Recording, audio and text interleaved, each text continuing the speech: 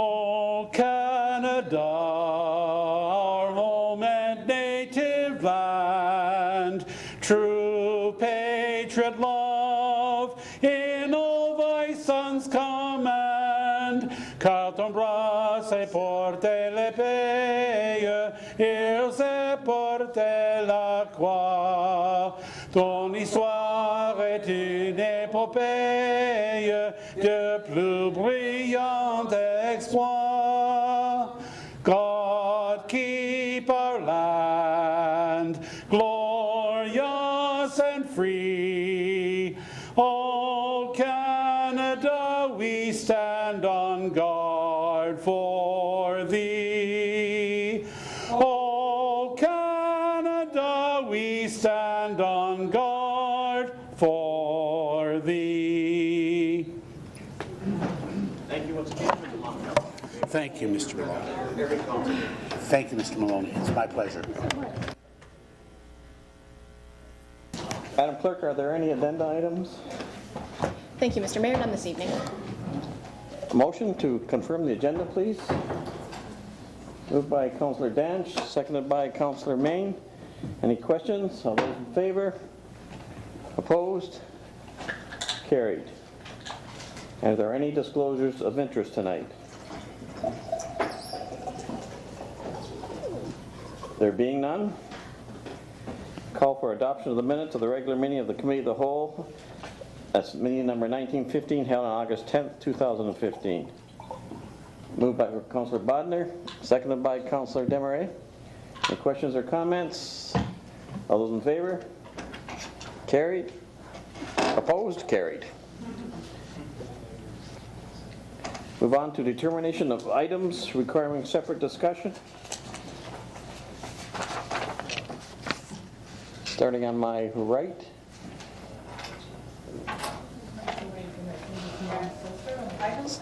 Yes, item. No. 1, 2, 5. Councillor Kenny.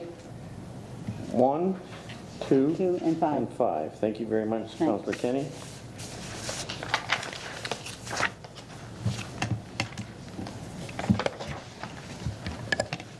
Councillor Butters, are you good to go? Yeah? No, just okay. go ahead. To our left. Any items?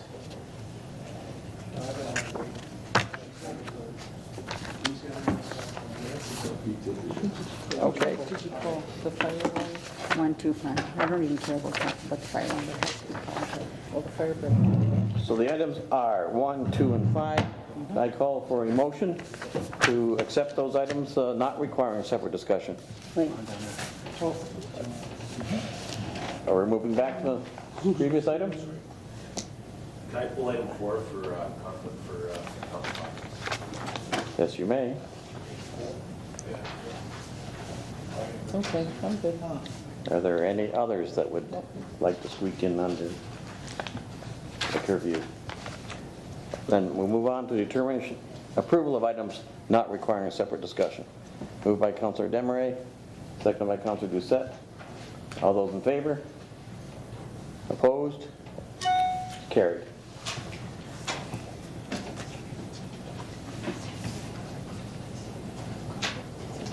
Yeah. Councillor Bodner, I understand there may be a conflict. The reason Mr. Danch has pulled an item on your behalf. Is that yours? Do you want to declare that conflict now? That's it. Sure. I don't have to stand anymore, sorry. The question of smoke alarms and carbon monoxide detectors, the question could come up as to, are they required in the trailers at Shirks and Shores? The chief would have to answer that. But the question would also come up is, how do we charge back if someone is required to have one in there and doesn't pay because the people there don't pay taxes? And we're saying we're going to put it on the taxes, I believe, if it goes that way. So anyways, I just would like that brought forward, but I'm a conflict because I have a business inside Shirks and Shores. That's fair, thank you. So we'll note that, Madam Clerk. Are there any presentations tonight, Madam Clerk? Thank you, Mr. Mayor. There is a presentation under item 1 this evening, but that presentation can be heard upon consideration of item 1 later in the agenda. Thank you. Any delegations? None this evening. Thank you. Mayor's report, very briefly. As you are aware, the Association of Municipalities of Ontario held their annual conference last week in Niagara Falls. The mayors and CAOs of St. Catharines, Thorold, Welland, Niagara Falls, and Port Colborne met with the Minister of Labour to discuss arbitration concerns within fire department negotiations. Similarly, mayors of Welland, Wainfleet, and Port Colborne met with the parliamentary assistant to the Minister of Health and Long-Term Care, MPP John Fraser, to discuss hospital issues in Niagara, and most especially South Niagara. Myself and members of Regional Council met with Minister of Transportation Stephen Del Duca to discuss GO Transit. Myself and members of Regional Council also met with Marie-France Lalonde, Parliamentary Assistant to the Minister of Economic Development, Employment and Infrastructure. We have a number of upcoming events I'd like to bring to your attention now. The City of Port Colborne will be holding a celebration to mark the Queen's 63rd year reign as Monarch of Canada, having become the longest reigning monarch in modern history. The event will be held on the grounds of the Port Colborne Historical and Marine Museum at 280 King Street at 12 p.m. on Wednesday, September 9th, 2015, and everyone is invited to attend. In the event of inclement weather, the event will be moved indoors to the L.R. Wilson Heritage Research Archives building on the grounds. Simultaneous events are being planned across Canada that day. We will hope you come out and enjoy us. On Saturday, September 19th at 12 p.m. in Montebello Park, downtown St. Catharines, I will be participating in the Mayor's Invitational's Grape Stomp as part of the Niagara Wine Festival. The premise of the Mayor's Invitational Grape Stomp has changed from previous years. Mayor Sendzik of St. Catharines and mayors from neighboring municipalities will be using this event to address the issue of poverty in our respective communities while educating and engaging all the residents of Niagara. Each mayor will choose a local organization such as a food bank that would be the beneficiary of the event. I have chosen Port Care's Reach Out Center. I will be seeking food items to be donated by our residents between September 1st and September 18th. You can bring these items directly to City Hall, where bins will be available. On September 18th, Port Cares will pick up the donations, weigh them, and report to Niagara Wine Festival.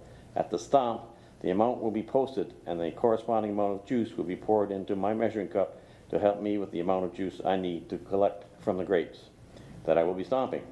I hope everyone in the community will come together and support this worthwhile initiative. Those are my comments in my report.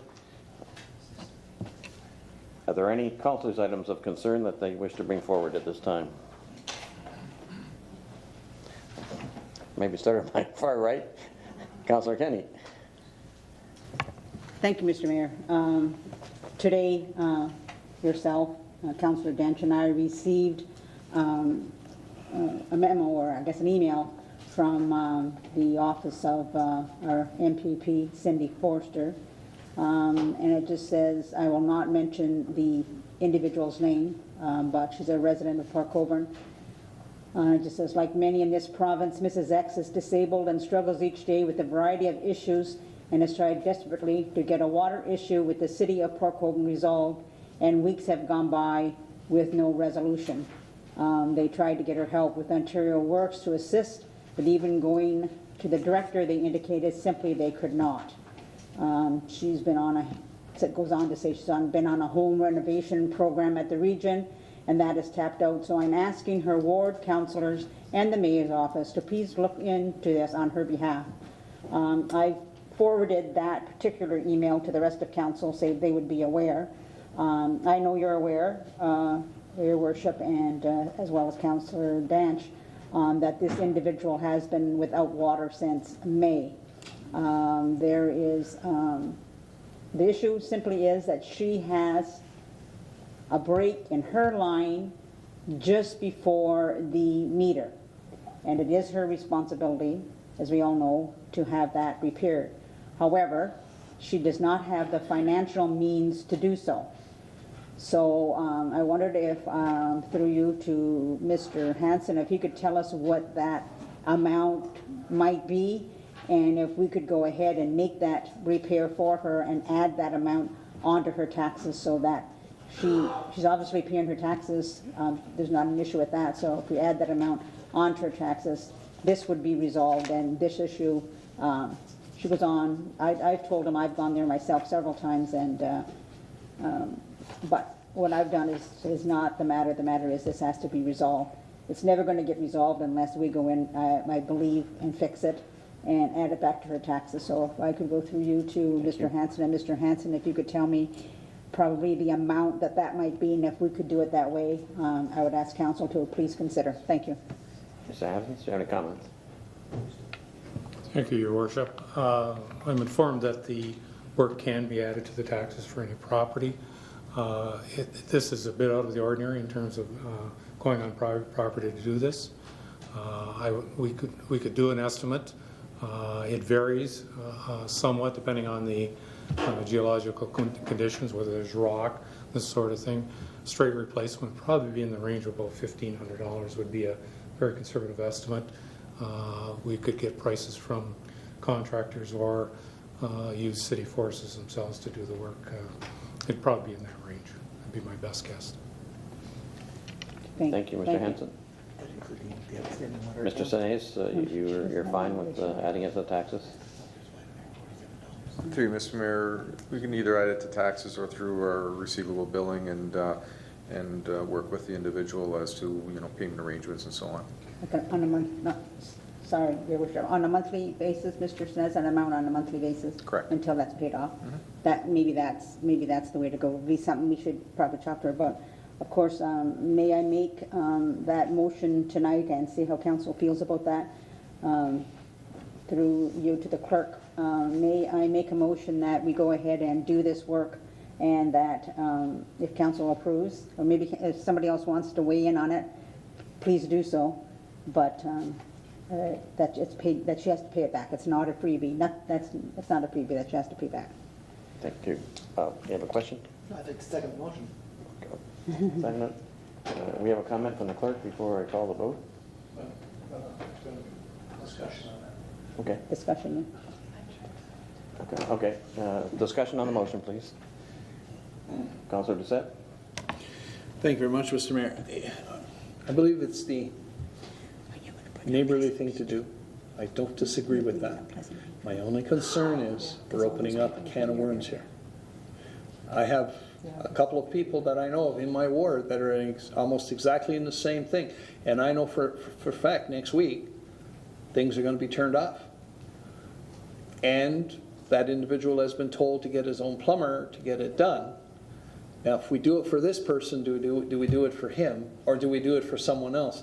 And I think we have to be careful. I'm not saying we shouldn't do it, but we've got to make sure that we do it right so that we don't wind up with a whole bunch of extra work for the yard, because if we do it for one, why aren't we doing it for another? And I know also that over the winter, there were people that were ready to pay our staff to do it, and we refused, and we said, no, we don't do that. Now we're going to do this. No. So be very careful. Be very careful. That's all I'm warning about. Okay? I'm not saying it's the wrong thing to do, but we better do it right so we don't wind up having it snowball on us, because it could. Councillor Kenny, you have a comment or response? Thank you, Mr. Mayor. My comment was that I believe Mr. Hanson said that it would be done through a contractor, not our fellows, through a contractor, whatever that costs. We had contractors fix all the frozen water pipes, a lot of them, in the winter, and there'd be a contractor to take a look at this and whatever that cost is.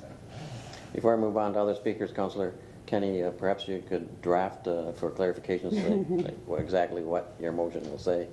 At this time, I'll work on that wall. Alderman Desmarais and then Alderman Butters. Thank you, Mr. Mayor. I think Councillor Doucette is making a point, which is valid, but I do believe that this is the right way to go in this specific case, and we should take these cases on an individual basis. There is a there is proof here that this is a person living within the poverty level. They could not be in the situation they're in without that, and has made efforts to access regional granting systems to, home improvements. There's nothing left there to access. She hasn't been on it. They tried to access it, and there's nothing left there. So they've exhausted all other roads, and now it's become a point of a standard of living. And this is a community that should gather together and create a good solution, and this fixes everything for everyone. Thank you, Councillor Demeray. Councillor Butters? Councillor Demeray basically covered everything that I concur, and I would support Councillor Kenny's motion. Councillor Elliott? Thank you, Mayor. Through you to Peter. If we're going to get a contractor to do it, I'm assuming that the contractor is not going to do it for free and charge us. We're going to have to pay up front to the contractor. We're going to charge interest on it. If you don't put interest on something on a loan like this, you may open yourself to other people saying, I can't pay you right now, but I really need to get this work done, and all of a sudden you're going out doing repairs for more homes, and everybody wants to spread the payment out monthly, which is a great thing to have, except you've got people that are paying the full shot as soon as they get their service repaired because they can.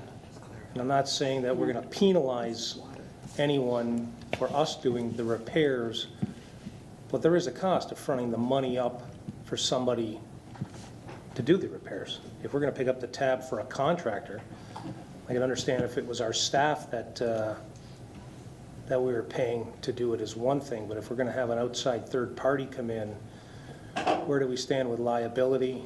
And we're going to have to pay the bill up front, and we're going to wait for payment in return over a period of time. Do we add interest to that, and where do we stand with liability? Do you have a comment? Through you, Mr. Mayor, to Councillor Elliott. Any time, right now the appropriate bylaws that have been approved by council is anything that's added to taxes or through our council suitable billing system is an interest rate of 1.5% per month. So that would automatically take place because that's what's been approved by council. So anything that we do add, there would be interest added onto that. And you may want to add to the motion that it would be, what that actual cost is. It's hard to say, whether it's going to be $1,000 or $3,000, but whatever that, unless, it's brought to the individual first as to whether or not, they even want it done for that cost, because they may not afford to even want to pay it over a period of months. Because it may be out of their reach to even pay monthly to get it paid off. So you have to put in some stipulation of the actual cost being there, and then there will be an interest component on it unless council waives that interest component. Councillor Elliott? Just a follow up to that too. Do we define the terms on the length of time that we're going to allow for repayment? Do you set it at 6 months, 12 months, 18 months? Is it just open-ended, or how do we define the payment terms? Director Sinnes? Through Mr. Mayor, that would again depend on probably the amount of the cost of the renovation or the infrastructure being fixed, and depends on what their affordability is at that point in time. So it does become a negotiation. We do that with a lot of customers and ratepayers with regard to payment of taxes that are in arrears of taxes or in arrears of bills that they do us. We will try to negotiate some type of payment arrangement over a period of whether it's 6 months or 12 months type of thing, and try to we've always tried to be reasonable as to what people can afford, and try to get it paid up as soon as possible. And they also know that they're paying interest, so they want to get it paid up sooner rather than later. Councillor Rodner? Thank you, Mr. Mayor. Just to pick up on that, this is not out of the norm for your department to negotiate and work out something. I think we could trust Mr. Sinnes and his department to, work out something with this person. but I don't think they should deviate from the norm. Just get the water on and work out something. And I don't know that we have to micromanage that part of it. Just give them the go-ahead to go ahead and do it. Councillor Main, you had a comment? Yeah, this is really nothing out of the norm, as Ron said. We do it under property standards all the time. If a neighbor complains about his other neighbor needing paint or needing a new roof, the person's giving under property standards a certain amount of time to bring his property up to standard, and if he doesn't do it, the city goes in and puts the roof or does any other repair as far as I understand the Property Standards Act. So this would be no different. There being no further comments or questions, Councillor Elliott again. Thank you, Mayor. Through you to staff, I don't know who can answer this. I don't ever remember us fixing roofs. But if there's an issue, we've gone in and actually fixed a roof before? Councillor Aquilina, can you respond to that question? Through you, Mr. Mayor, under the property standards bylaw we can force people to do, I shouldn't use the word force. We can put them under an order to do the repairs under the property standards, and if they don't do it, we could do the repairs and we charge it back to their taxes. Anything further, Councillor Elliott? Okay, I think now, Councillor Kenny. Thank you, Worship. I'm going to try. Whereas water is a basic human right, and based on an email request from our MPP's office to assist this taxpayer, that we will have contractor/staff, whatever is the most reasonable, go in onto the property and arrange to make payments until this is payments plus interest, sorry, I added the interest, until this account is paid in full. Councillor Desmarais, you were the seconder from that. You're good with that. Any comments or questions on the exact motion? There being none, call for the question. All those in favor? Opposed? Would appear to be carried unanimously. Thank you very much. Thank you. Councillor Butters, you have a question? No, I have a couple of items to bring forward, Your Worship. Okay. I have three that I hope are quick. The first one through you to maybe, I don't know, maybe Mr. Hanson. Somebody had mentioned to me actually today that the lagoon at the marina was like really bad with algae and green and kind of horrible looking.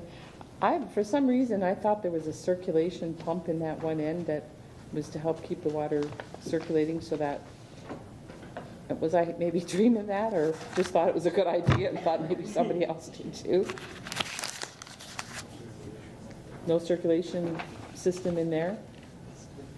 Then I must have been dreaming. Have you ever looked at some kind of pump that would, bubbling, I don't know, like actually aerate the water so that algae would not be, it's like such a beautiful spot to go down to and take your kids down fishing, and it just seems such a shame for it to be all yucky with algae. Councillor Hakeem, do you have any comments on?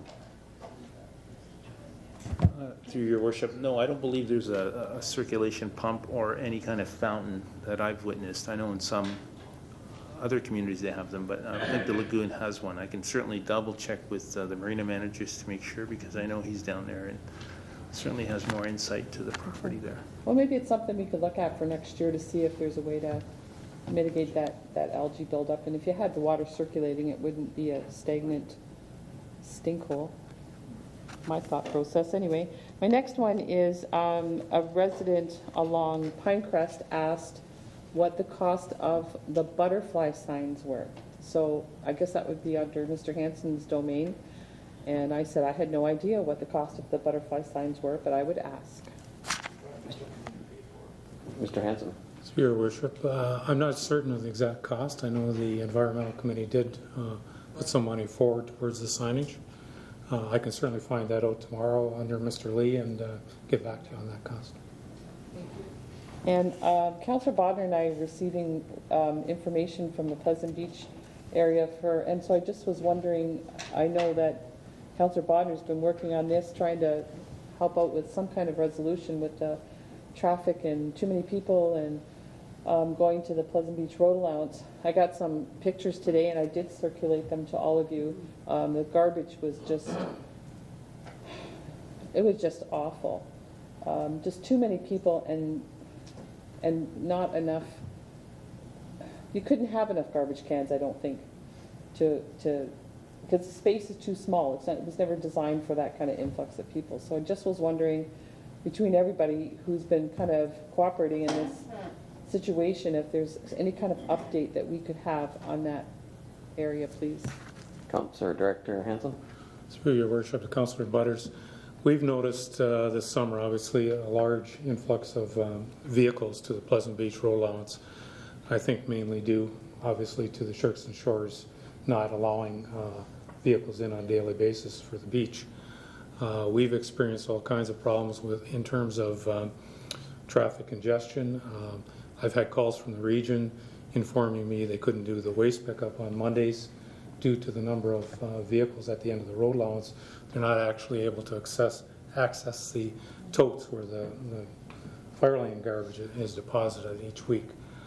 We put barrels out at the end of the road allowance. Those barrels, we put them out on a number of the road allowances to pick up the waste, theoretically, that comes off the beach each day, but those are always full of household waste on a regular basis. We've increased, there's a financial impact to the city because we've had to increase our waste collection at the Pleasant Beach area. There's so much more garbage down there. Monday's the worst day, obviously, because that's when the pickup is for the fire lanes and the cottages in the area. So that's been a huge problem. So generally, we're seeing a large number of vehicles down there, traffic congestion, and that promotes this extra waste we're seeing at the same time. So it's been a huge problem. The region's really done a nice job in terms of, in past years, getting the totes over there and promoting recycling and getting the waste collected. But this sort of the shift that's happened this year with the Shirks and Beaches change has really thrown a monkey wrench into everything in terms of pickup. So it's something we can work towards next year. The season's almost over, but it's something we didn't anticipate going into this summer. So from this point till, say, I'll just use Labor Day because usually, stuff falls off after Labor Day, but so what can the residents of the Pleasant Beach area and those fire lanes expect in the next 2 weeks in terms of the garbage being picked up and our folks kind of, picking up that slack and overflow, if you will? What can they expect? And as well as the parking issues that are along the fire lane, what kind of bylaw enforcement are we going to see there? For the regular pickup, the residents themselves, if they continue to use the totes in the bins that are there on a regular basis, the region will ensure that those are picked up. I think the extra waste that we're seeing there is really from the additional users of the road allowance itself. And there's been some suggestions made, I think in the past week or so, that perhaps some additional tourism signs that would direct, on Highway 3, direct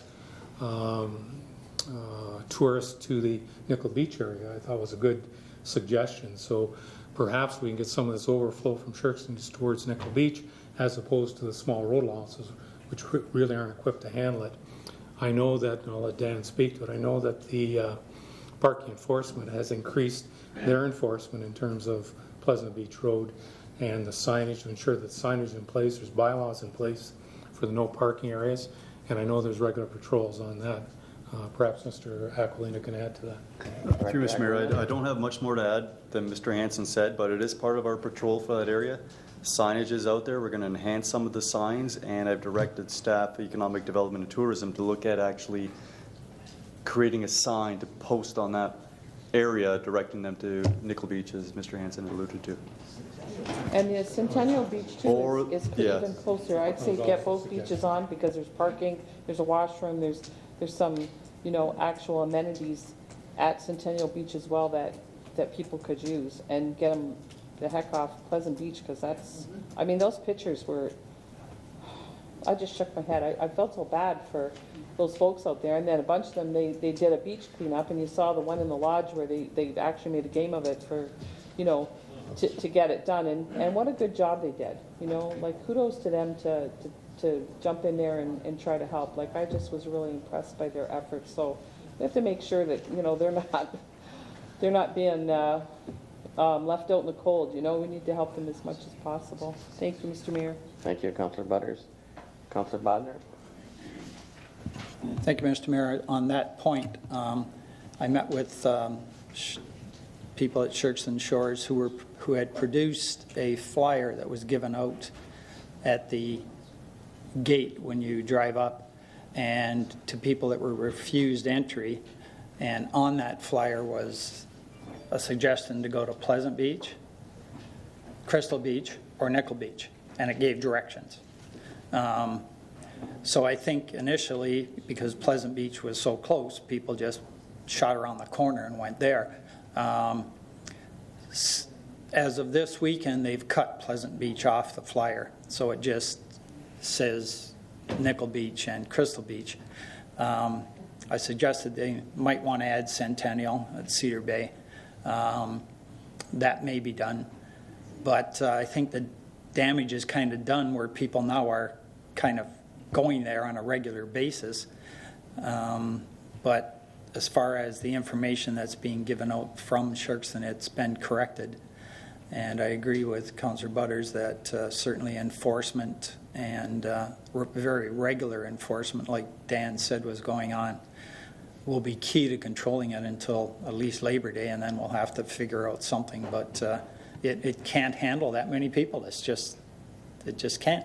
And if you remember, we kind of had the same situation during the winter when the ice fishermen plugged up Pleasant Beach Road with the trailers and taking, or Pinecrest, sorry, and you know, and we had that kind of settled through enforcement and signage. So hopefully, you know, this can follow that same route. Thank you, Mr. Mayor. Thank you, Councillor Bodnar. Councillor Main, did you have a comment, question, inquiry? The only comment. Thank you, Mr. Mayor. Not on this issue, but... Well, I still have a comment on this issue. Okay, go ahead. Okay. I kind of agree with Ron, but I would also like to talk to Chief Cartwright, maybe put this through him. When you have a 66-foot road allowance and you have people parked on both sides, how does that impact emergency services? Because over the years, Pleasant Beach hasn't been too pleasant to the people of Port Colborne as far as safety goes. Fire Chief Cartwright, when you respond to Mr. Main's question. Your Worship, to Councillor Main, I was in the area about, I want to say about 3 to 4 weeks ago on a complaint by Councillor Kenny with regards to a fire lane. And while I was there, I certainly observed vehicle issues, which I reported on Monday morning to bylaw enforcement. It'll certainly slow our response. From the pictures I saw over the course of the weekend, it would be even that much more difficult than what I had seen the weeks that I'd been there, the weeks prior. So yes, I've got concerns. Certainly we'd have issues there, especially the way some vehicles were parked. I'm not going to say we couldn't get through, but in all likelihood, if we did, there'd be extensive damage done to some vehicles, including our own. Thank you. Any other comments or questions on this issue? Councillor Elliott. Thank you, Mayor. I guess I'm looking at the glass as half full because it's an opportunity to allow people to use the beach, and we've heard numerous times the past years about accessibility to waterfront. And sometimes I look at us as a waterfront city with not much waterfront that has public access, and here's a public access to a nice beach that people want to use, and we're trying to discourage people from going to it, which is a conundrum. How do you give access to a beach that's safe, allow fire to get down there if there's an emergency to respond to, and at the same time provide access to the public? And I know that it's late in the season, but I would really like to see us somehow get a plan together, if possible, or ideas on how we can actually let people use this beach, because it is public. It's a nice beach. And there's not a lot of opportunity for people to go to the beach. I know that we've got Nickel Beach. We're talking about Centennial, but it almost sounds like we're trying to tell people don't go down here. And that's unfortunate to me, because it does provide an opportunity for people to go swimming. So I guess over the course of the winter, maybe we'll have a look at it and see what we can do. I guess Dan and Ron, if somewhere down the line before next summer comes along, we can have a report on some way we can accommodate what's happening. Obviously, it's a pushback from what Scherkson has done, and I can understand that. So let's be proactive and take steps to see if we can remediate some of the situation. Thank you, Mr. Elliott. Gentlemen, perhaps we can get something put together this fall. Mr. Mayor, absolutely we can. I'll work with Ron, and just a reminder to the council that there is the region's waterfront enhancement strategy where there's 50-cent dollars available. So we'll take a look at the area and see if there's any alternatives or things we could do to make it more pleasant, so to speak. Thank you.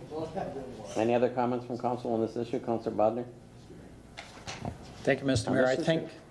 I think that's a really nice thought, Dave, but you're trying to put 1,000 people on a beach that can hold 200, you know, and not to even mention the cars. I mean, if people all wanted to walk to that beach, well, that'd be another thing, but you know, everybody drives to that beach, the new people that are going, and it's just a road allowance. It's not a, you know, 66 foot wide, that's all it is. It's like, you know, a funnel. You're just jamming everybody down there, and the cars just can't be handled. So, Dan, you know, you've done some great things, but I don't know how the heck you'd get that many cars parked down at there. So I don't know whether you want to spend a lot of time on that, but that's up to you, sir. Councillor Butters? Councillor? I agree with Councillor Bodnar. The road allowances are not designed for huge volumes of people. Road allowances are customarily used by the folks who live in pretty close proximity. Up the road, there's, you know, I live on Weaver Road, road allowance, place where I used to take my kids down to the beach. It was more of like the neighborhood that used the beach. It certainly was not thought of as to be used by, you know, people that would generally drive to Nickel Beach and spend the day, that type of thing. There isn't the room there. There just isn't the room there for scads of people. It's more of a neighborhood thing than a public beach thing. Although a road allowance is a public road allowance and open to the public, it's not designed to hold this volume of folks, and they need to be going to where it's appropriate for them and have the room, like Centennial, where there is parking and amenities, washrooms, that kind of thing. To Nickel Beach, same kind of deal. These road allowances are not built to or hold scads of people. They just aren't. And you have private ownership generally on either side of a road allowance, so you don't have room to push out, right?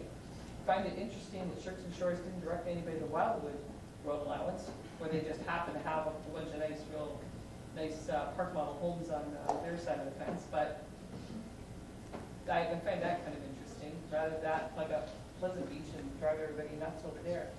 Councillor Demery. Thank you, Mr. Mayor. I was going to ask if there was any way there was parking nearby that we could possibly find a shuttle service or something, but clearly from what Councillor Butters and Councillor Bodnar has said, this is not a beach that really should have a lot of public access. There's not a lot of room to hold. If you can only hold 200 people on the beach and you have no parking, there's no point in even going there.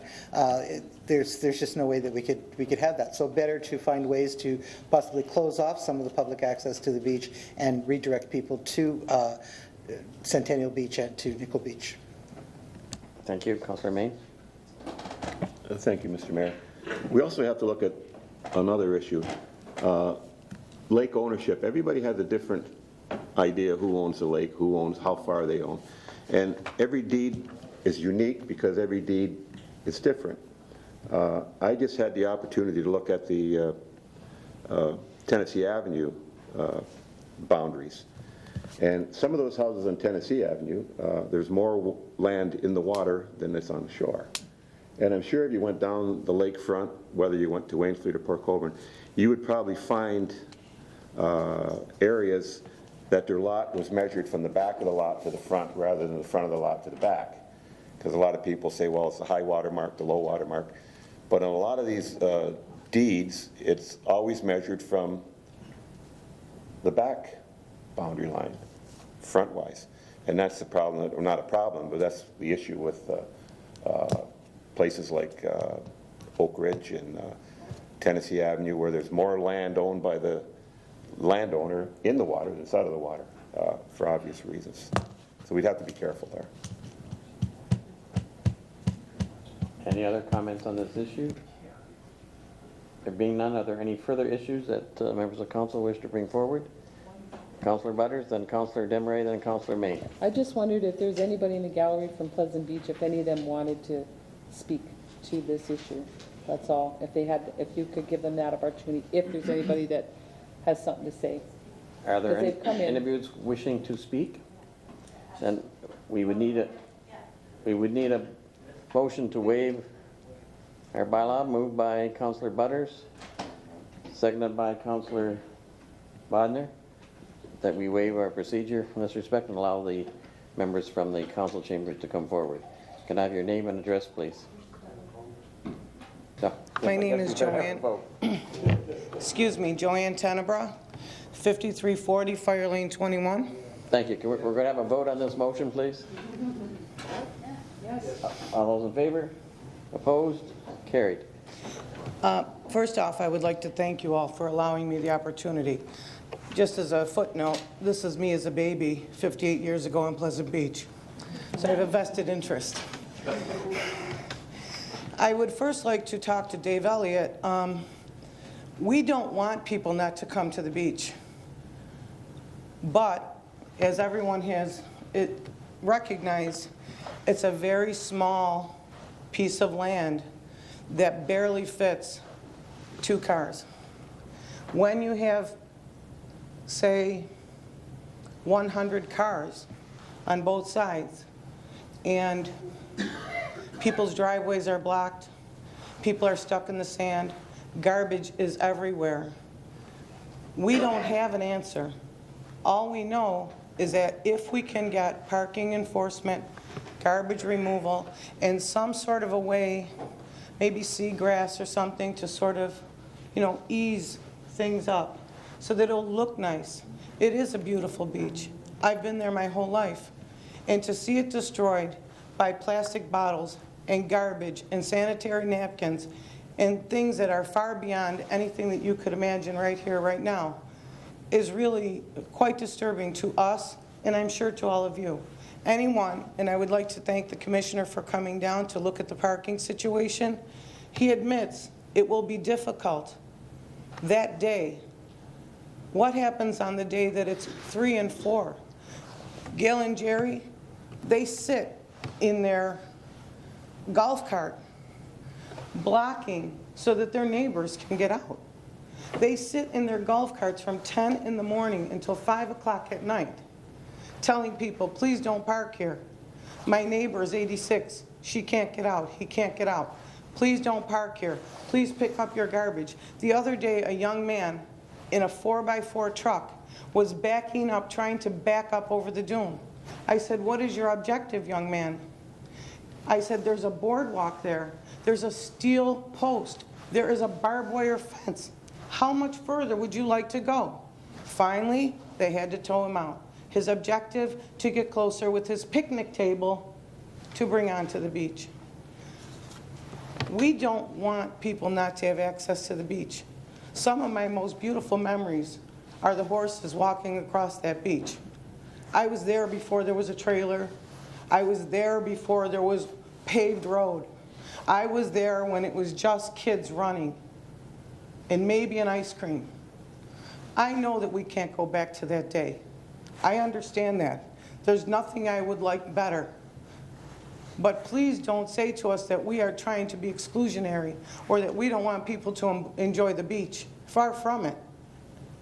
We just want it to be managed in a way that our neighbors and all of the people have an ability to see and enjoy themselves without being cut by glass, without stepping on sanitary pads. little children. Please understand what we're up against. I know that Shirkston's new policy, which goes up to the watershed of I think it was 1991 and 2006. We understand that you're trying to protect the dune. We understand that you're trying to protect the toad. We understand that part. But please understand that as they make new rules for their tents and trailer park, which is really a small city, in 2006 there were 18,000. 18,000, it was 2006, I was here then. 18,000 trailers at that time. I don't even know how many are there today. It's a small city. And we're in a situation now where you have people with body waste and cut glass and plastic and things that are really far beyond anything that you could imagine. And I thank you for your time. But Mr. Elliott, we don't want to stop people from going to the beach. Do members of council have any questions? Mr. Elliott. Thanks for your presentation. And I didn't anyway infer that we were going to stop people from going. But what I'd like to see is to manage all of your concerns. Right. Because right now I don't believe we have any. They tried years ago with a barbed wire fence and, what's that, razor wire. Oh, good idea. And if we could take a look at luckily now we can use seagrass as a barrier, and we're past the point where you're going to try to, block people off with. Well, now they're starting with concrete blocks, which is a whole other story, but we'll leave that for another evening. Yeah, and I just the comments about if you can manage the traffic, and by no means would I ever like to see the cars parked in the manner that they are, and yes, it is a small place. I guess I look at it as it's a public access to a public beach. And how do you limit who can and who cannot access a public beach? I don't know, because I've been here many times, and sometimes I've been told it's a public beach, and sometimes I've been told it's a road. So I don't really know. Well, if it's a road, it's public, so. Oh, do you? Public road allowance versus beach. Because I've tried to get garbage collected on that public road. But all of the things that you brought up are manageable. We can react to the issues that are going on, and that's what I want to see. How do we manage the negative conditions, and how do we turn that into a positive? Because you've got something where people want to be. So how do you make it easy for everybody to enjoy it and be safe doing it? So I guess that's, how do you? One other thing, and I sent Barbara these pictures. We have a restaurant there, and the lady puts out these big chalkboard signs, beware thieves in the neighborhood. Now, I'm not necessarily trying to say that's because of major influx of people, but now people are getting more, it's getting messy, very messy. Thank you very much for your comments. Is there anyone else? I appreciate your time. Would you come forward and please give us your name and address? I'm sorry, Joanne? No, I'm sorry. I'm talking to a new fellow. I didn't use a microphone.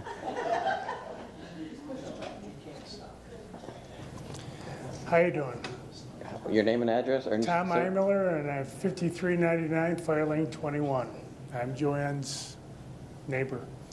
I've been up there since my parents bought the property in 53. I've seen the thing develop from major sand hills, beautiful area, to what it is now. And I try to tell I was talking to the chief here just a minute ago. The things you gotta look at is having access to the beach and all that for the people to enjoy and have fun. But it actually is a road, which I've had a lot of discussions with different people from Port Colborne, the highway department, and parks people and all that. And one says it's a road, the other one says it's a beach. But what we got now is we got a parking lot. And what you're seeing now, people are dropping off their stuff. You should have seen the congestion. You had to be there to understand. They take the cars up and they're walking a half a mile away. Think about it. A half a mile away with their kids. Now, for the safety aspect, you got cars all the way down the street. God forbid if they had to get a fire truck down there. I know that he'd say he'd get it through, but he'd have to plow over a lot of cars to get through there. And a lot of other people would be hurt. They might as well bring the ambulances in droves to pick up the people that the fire truck is going to run over. But on that road in that half mile, I'm not lying to you, and anybody from the thing can tell you, I bet you there's at any time there's 60 people with little kids with air things walking on the street. There's no sidewalks. It's 66 feet wide, but half that is ditches, you know, ditches of the road. You only got a road. There's so many people walking on this thing. If it's an accident waiting to happen, there's going to be somebody, a car out of control, somebody puts on the gas instead of the brake, somebody's backing them out looking, and you're going to have a major, major catastrophe. I was involved in the drowning 25 years ago where the fire guy, Chevalier, passed away. And that was a sad thing in the truck, the fire trucks, there was no way to get down the beach. They had to go up on the people, that 86-year-old person, his property, but that was before it was Panzotti's at the time, but they had to go up on his property and drive down to get the rescue equipment down to the beach. They couldn't get down the beach the other way, and that was before it was really this bad. You got a liability for the city of Port Colborne. I've been here for paying my taxes for 60 years. We don't get nothing for the taxes, really. We get our garbage picked up because we bring it to the end of the road. But it's 1 day a week.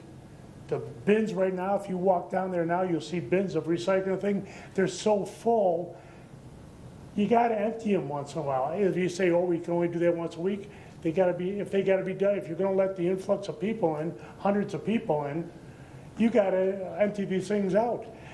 The 3 barrels that you put at the end of the beach now, somebody took one of them and took it around the beach so they could put the garbage in it. But it's sitting at the end of the beach, and if I took you down there now, you'd see a big barrel there with garbage strewn all over because it's filled up twice as high as it can be, and nobody's gonna pick that barrel up and bring it up. Nobody can, nobody's strong enough. You can't get down the beach with a vehicle. Shirks didn't want to take care of it. They put their blocks up along where the fence are to make sure the 66 feet area isn't violated. So all these big blocks are there, and you can't get a garbage truck down there. The garbage truck came down Sherkston, I think it was Sunday. Yeah, they came out Sunday morning.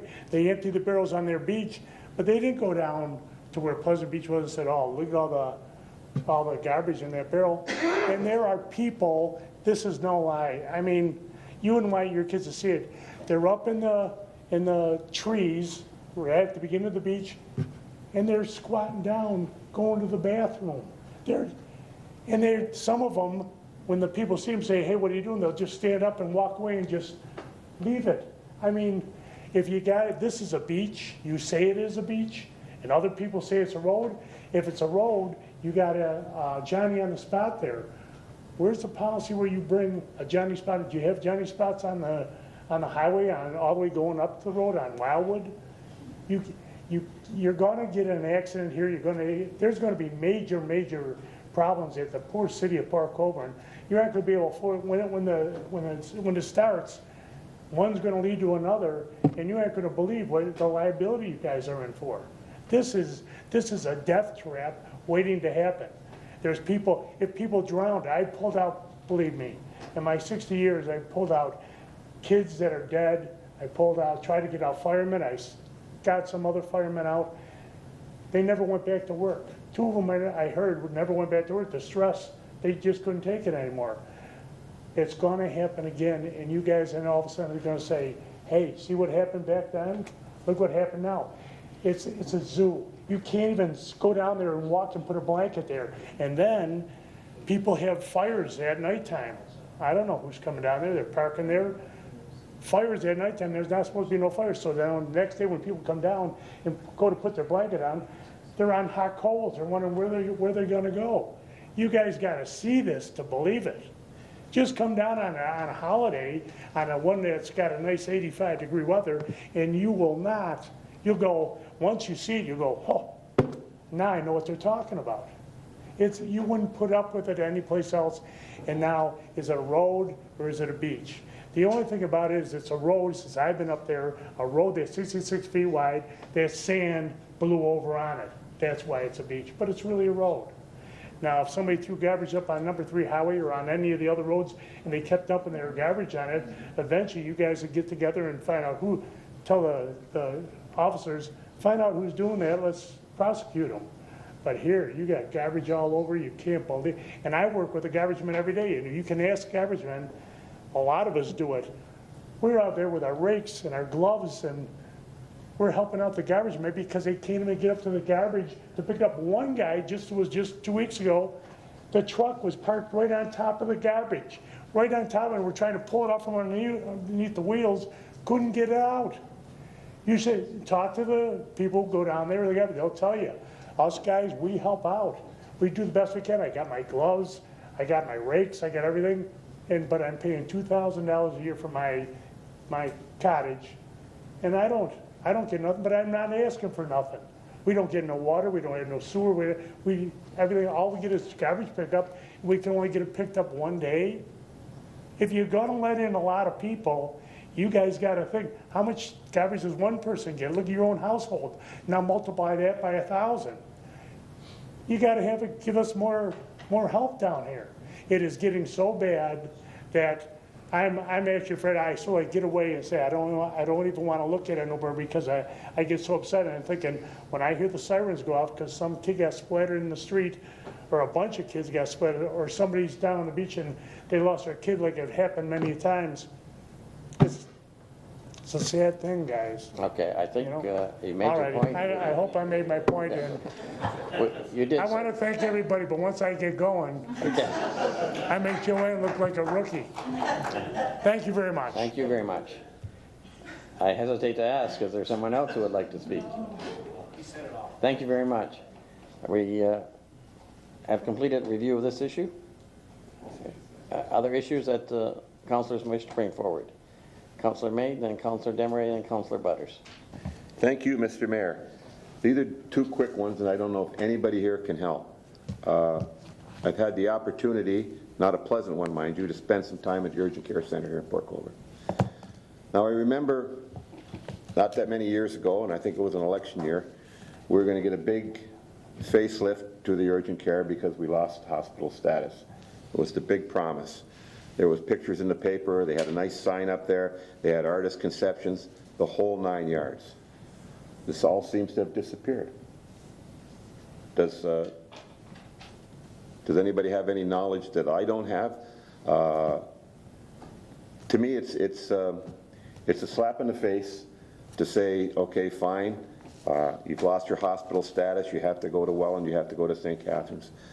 But to put an urgent care center in its place and not do the remodeling or the revamping of the building after it was promised and the money was set aside, and from what I understand, some people donated money towards it, for it to fall flat in its face, I don't think it's right. Does anybody have any comments to answer that? I think what we would have to do, Mr. Main, is to write the Niagara Health System asking for an explanation of your comments and concerns. Well, that would be my suggestion, because we will take it to the task. Thank you. And I think you can use some harsh language like I use. Having put that to bed, there's a wheelchair guy in town, and I almost ran over him today, and it scared the living daylights out of me. Now, this fella is definitely a handicapped man. He has some problems, but he tends to push his wheelchair with one foot backwards down the street. Now, he was on the sidewalk, or he was coming out between two cars off the sidewalk, and he's got his back to everybody, and he's barreling out, and I missed him by a foot. I almost hit him. So I stopped to have a conversation with the gentleman, which was probably one of the bigger mistakes I made today. It just seems that the gentleman does need some help, and he's in an awkward position. I don't know where he lives. I don't know who his caregiver is, but ultimately, our guys are going to go scrape him up off the road and help him load it in a van. So, has anybody else had any run-ins with this fellow? Mr. Main, from your discussions with him, are we looking at that sort of a mental health issue? Well, definitely something wrong there. I mean, but to me, it's an issue of safety. Not only he could have came out and I could have ran over him, or at the last minute I could have changed lanes to avoid him, and I could have been in a bender with somebody else. So I don't know whether we have to make the police aware of the situation, so that if they see this gentleman, they can prompt them to use the sidewalk rather than the middle of the road, I don't know. It scared me anyway, so thank you. Okay, we'll take that under sort of advisement. Mr. Main will certainly contact the police, but we also want to find out a little more background on this individual and where he calls home. Thanks for bringing that up. Councilor Desmarais. Thank you, Mr. Mayor. I just have 2 items tonight. I'll give the good news story first. Port Colborne Feline Initiative has been working on the Big Fix project in the East Village, and to date we have 47 cats or kittens that have been spayed or neutered. There's 7 on a waiting list, and they'll have to wait a couple more weeks due to some physical situations that don't allow surgery at the time. There will be a meeting this Wednesday night, the 26th, at 7 p.m., the Reach Out Center on Nickel Street, to actually register another group of cats and kittens needing to be spayed or neutered. Those can be pets or wild ones, if you know of the location of any wild ones, but which will be trapped and then spayed or neutered. So the program so far is a great success. It continues to be some. One of the things we have been able to identify, though, through working with some of the people, with, now bear in mind only 1 quadrant of the area has been done so far, but we have identified a few places with a huge number of cats, and in one case over 50. That's a lot for one home. So I'm starting to feel the need for possibly a bylaw governing how we deal with cats. I mean, we do have dogs. We have the dogs taken care of quite nicely, but possibly looking at some licensing, that sort of thing, and see how we deal with cats, because that is a huge problem. And that is one, but there were several others that had cats in the teens. So, and that's still a lot, quite a lot. So this is definitely an issue that needs to be dealt with. So that's certainly one. I just wanted to let everybody know that that's what's happening on that. It's more of an update. The next item that I wanted to talk about was we have item 3 on the agenda tonight that Council has passed already, allowing for the $45,000 to be spent renovating the last 10 of the dressing rooms at the Valley Center, which is a great thing. But my concern is that we're going forward and doing this, but have we yet taken care of the accessibility issues at the Valley Center? Those have been on the list for a long time. Councillor Doucette and I have brought this to Council several times, and I'm really can't see how we can spend a great amount of money fixing a dressing room to make it easier to use when we have true accessibility issues that still need to be dealt with. So I'd like to know where we're at with accessibility issues, in particular handrails. That's where I'd like to start with, especially going down the long concourses. So I guess I would ask Mr. Hansen about that. Through your worship, most of the accessibility issues that were brought forward at budget time have been addressed. The automatic door openers in the doorways, the 2 sets of doors between rinks 1 and 2, those were installed. That's complete. Also, the automatic door opener on the 2nd floor out to the track area, that was installed. So I'm not sure what other accessibility issues might be forthcoming. I think that covers, we've addressed all the ones that were addressed at budget time and budget for in the spring of 2015. Okay, I'm glad to hear that the doors have been taken care of. That was certainly one of the things that were on the list. But Councillor Doucette has presented lists, and I have as well. We've mentioned them at Council several times, and in particular, I'm thinking about the handrails going down the long concourses, and also the slanted floor needing some kind of an anti-skid strip or something. Those are 2 big ones. There was also, and this may have been done, I'm not sure, I didn't check the last time I was there, but the stair nosing, going up and down the stairs to have something that is yellow reflective for people who have sight issues.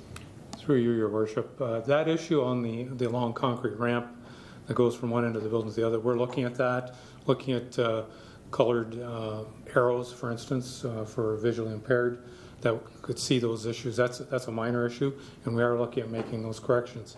Some of the other issues have been raised. The building, some of the retrofits are not being addressed. The building was built to the code, so none of those budget items were brought forward in terms of a hand railing, which would be a major item. That hasn't been addressed and certainly could be addressed perhaps in the 2016 budget if council still directs that it be done that way. These other issues, as I said, with the doors and the visually impaired indicators on some of the ramps, that will be addressed immediately.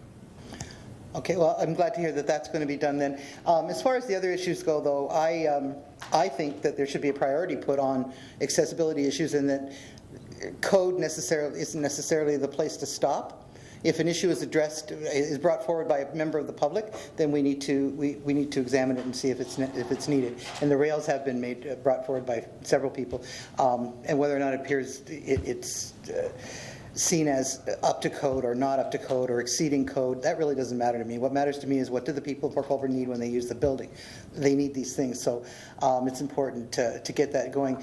Possibly a price on some of the things that are still outstanding would be a good thing, and maybe we could go and beat some doors and see if we could find some sponsorship for them. Thank you, Councillor Desmarais. Councillor Butters.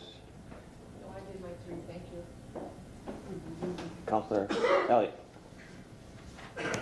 Thank you, Mr. Mayor. And I know Ron's been on holidays, and good thing you got lots of rest, because pick on you tonight. Every night's pick on Ron, come on. And I'll dump on you again. A couple of things.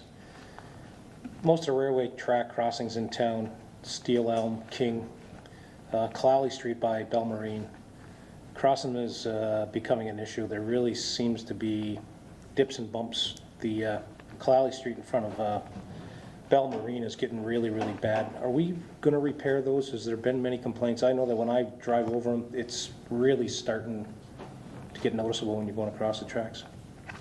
Through your worship, we have a program for our crossings within the city that we try to work with our railway operator to replace ties and rails. You can see some of the crossings that have been done in the past years.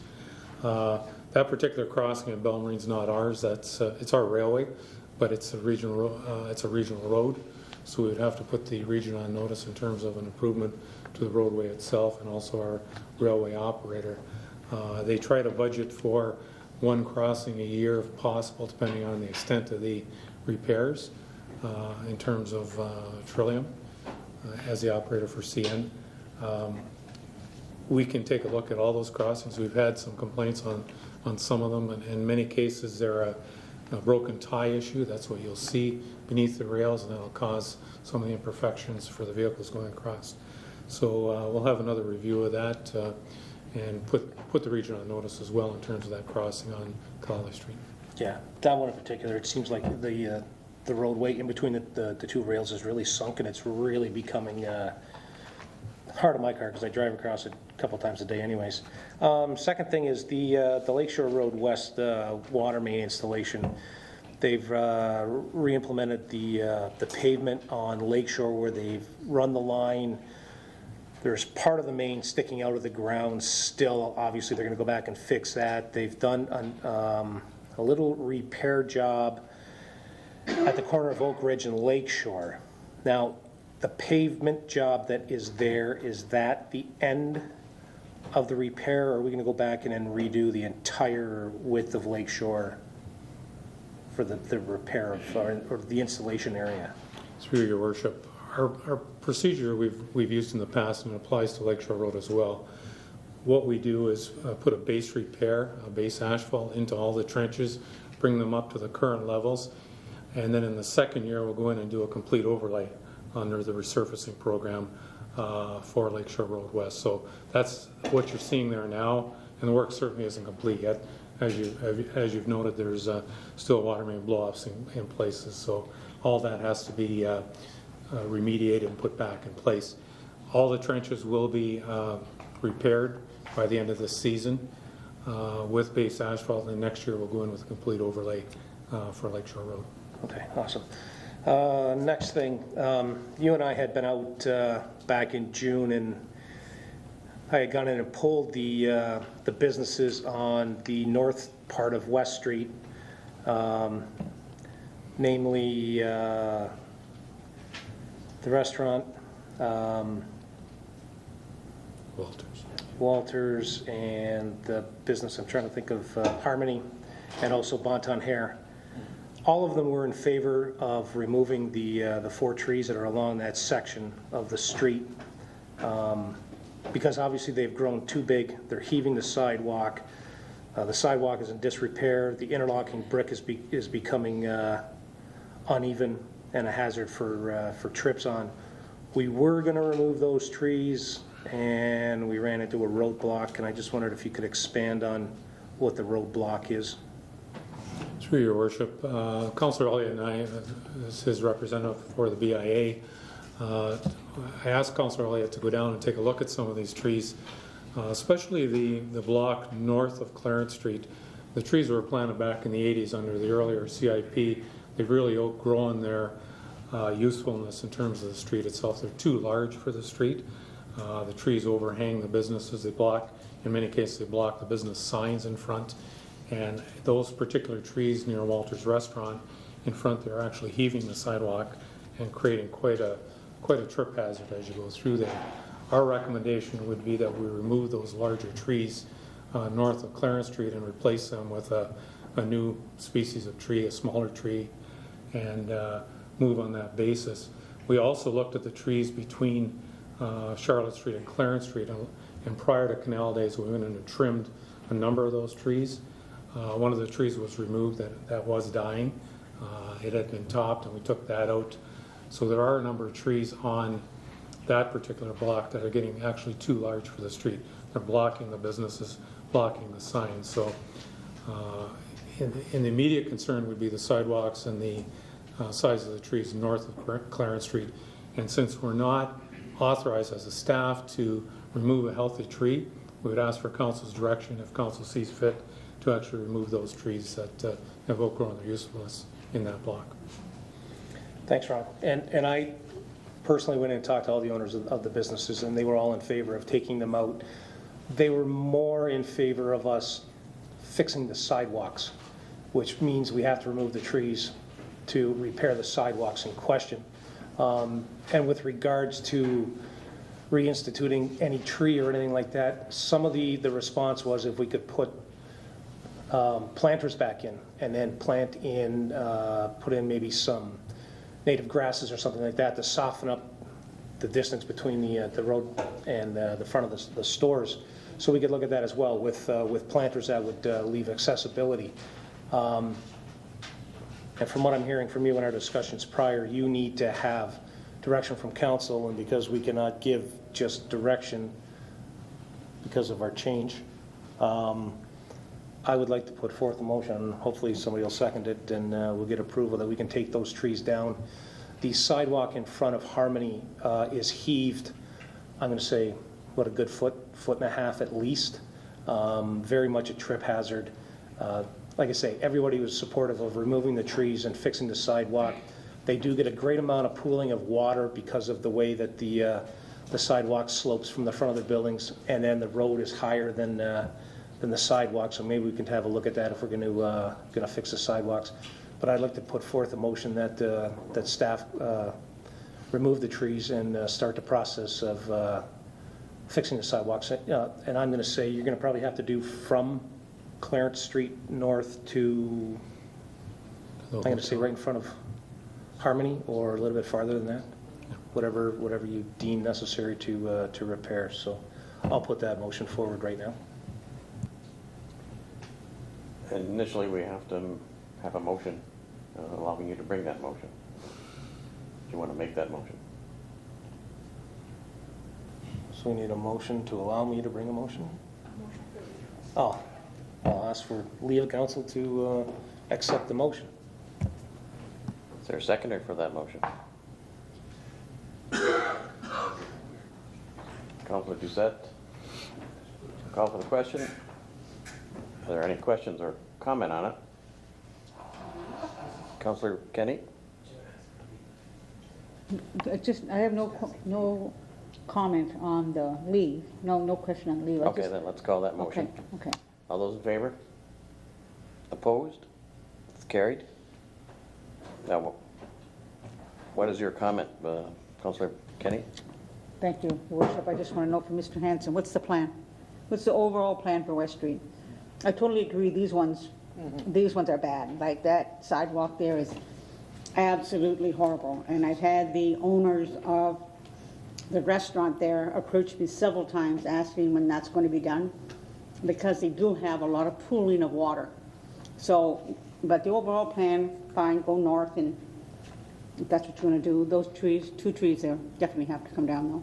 Well, what's the overall plan for West Street? Because I know there's some owners south of Clarence, they're not too thrilled about their tree coming down. Through your worship, the overall plan is the downtown CIP. There's a design for streetscaping, new sidewalks, storm sewers, everything that needs to be done. In the interim, all we're doing at this point in time is continuing to maintain. So prior to Canal Days, for instance, we had a crew in repairing pavers, this sort of thing, ensuring that there are no trip hazards, trying to do that sort of thing. We did tree trimming prior to Canal Days and getting those tree limbs and branches away from the store owners complain about the branches touching their building, so getting those trimmed off. So right now it's operation and maintenance of the downtown core. We've replaced all the street lights with the decorative street lights now have LED fixtures in it. So again, moving forward with that. The overall plan, the only way to address it would be with the new downtown CIP, that streetscaping design. There'd be a removal of a lot of the trees that are there that are just too large for the street itself, and replace those with trees that perhaps could be in containers, so they grow for a number of years. You take those containers, you move them away, you replant that tree into a park area or an appropriate place, and then bring a new species in. So that's sort of the plan. That's where a lot of the downtown improvement areas are moving at the present time. Councillor Butters? Thank you. Just to follow up on Councillor Kenny's comment though, is like, okay, so we know that section along West Street's being identified through Councillor Elliott. Is there other spots along there that also need that kind of attention for whether it's sidewalk lifting, or is there more to be, I'm just saying when you go in to do an area, just get her done. And if it's like that section, maybe is there other spots along there that should be tidied up before winter? Through you, your worship, to answer that, not to the extent of the block north of Clarence Street. For whatever reason, those trees have really bloomed there, and they're significantly larger than the ones on the other blocks. So we haven't got any plan beyond that other than just doing ongoing maintenance. Any other questions or comments? Councillor Badr? Thank you. I agree with the overall concept of making those trees grow, go away, sidewalk safe. I'd just like to see something on paper saying what we're actually going to do. We're just saying, go take the trees down and do something. Would a report not be better to come forward that we can actually vote on the concept and the businesses? Well, Dave has been good enough to go around and talk to them. Is it planter boxes? Is it trees in pots? Is it, who's going to make those decisions? If something was brought forward and we could look at it and say, okay, that looks good. Businesses signed off on it. Everybody's happy. I'd be a little more comfortable with that, but I certainly agree that something should be done. And if, the vote goes that way, great. Mr. Hanson, have a comment? Through your worship, the initial plan would just be to get the larger trees down that are doing the damage and just fix the sidewalks. Council, we'd be happy to bring a report forward if council wanted to see something in addition to that, but certainly there isn't any monies budgeted to do any type of enhancement there. We're just looking at this as a sort of a liability hazard at the present time. We are going to be coming forward overall, just to give council a heads up on this. We're going to be out of funds shortly in terms of tree removal, the ash borer issue, and there are a large number of trees in the city, a very large number, that have to come down. So we're going to be bringing forward an additional report in terms of funding for that. So I'll just give you that in advance that there is more coming in terms of costs. So at this stage, I think we should deal with Mr. Elliott's motion to remove the trees between Clarence Street and the end of whatever the last store there is that Harmony? Harmony, yeah. And to repair the sidewalk interlocking works that are destroyed in the process. Is everyone clear on the motion? I'll call for the question. I thought we had a seconder on that. Is Yvonne Doucette? For leave? Okay. All right, then we have the main motion. Mr. Elliott, did I express it adequately? Is there a seconder for that motion? Councillor Desmarais? Councillor Butters? Councillor Kenny? Okay. We have the question. Any questions or comment? There be none. Call for the question. All those in favor? Opposed? It's carried unanimously. Thank you, Mr. Elliott. Thank you, Mayor. I had brought this up before to Ron. The signs for welcome to the city of Port Colborne, especially Highway 58 coming in out of Welland. It's missing part of the sign, and it's the other part of the sign that's still standing is almost falling over. And I just wondered where we are with repairs to those. Through your worship, there's some progress made on that. We're working with the MTO. We have approval to put the signs back up. We have to get the signs manufactured as we did in the past and try to get them in place. So I know it's been some time, but we are working on it. Any other comments or questions?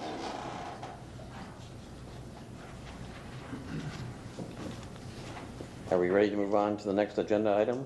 Consideration of items requiring separate discussion. Let's do an item.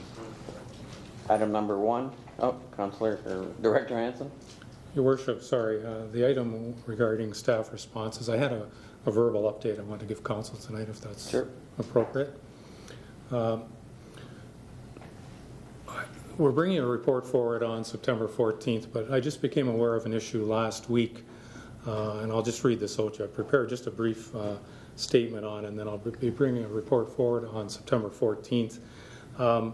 We didn't have time between notification and we got the information to bring a report forward to this council meeting. So St. Lawrence Seaway Management Corporation has notified the city and the region of Niagara that they plan on tendering the rehabilitation of the concrete bridge deck on the Weir 8 structure between Weir Road and the city-owned rail line.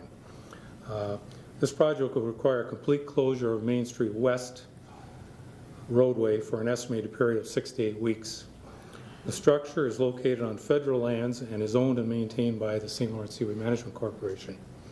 Main Street's a regional road operated and maintained by the region of Niagara. Staff became aware of the deteriorating condition of the concrete bridge deck on the Weir structure when we did the Main Street CIP back a few years ago. At that time, the Seaway Corporation wasn't prepared to carry out the remediation work, and a decision was made to simply resurface the existing deck, and that's what we did during the Main Street CIP. Staff have requested and received plans for the rehabilitation work. I received those on August the 14th, including a detour route which will utilize King Street, Clowley Street West, and Mellenby as an alternate route around the structure.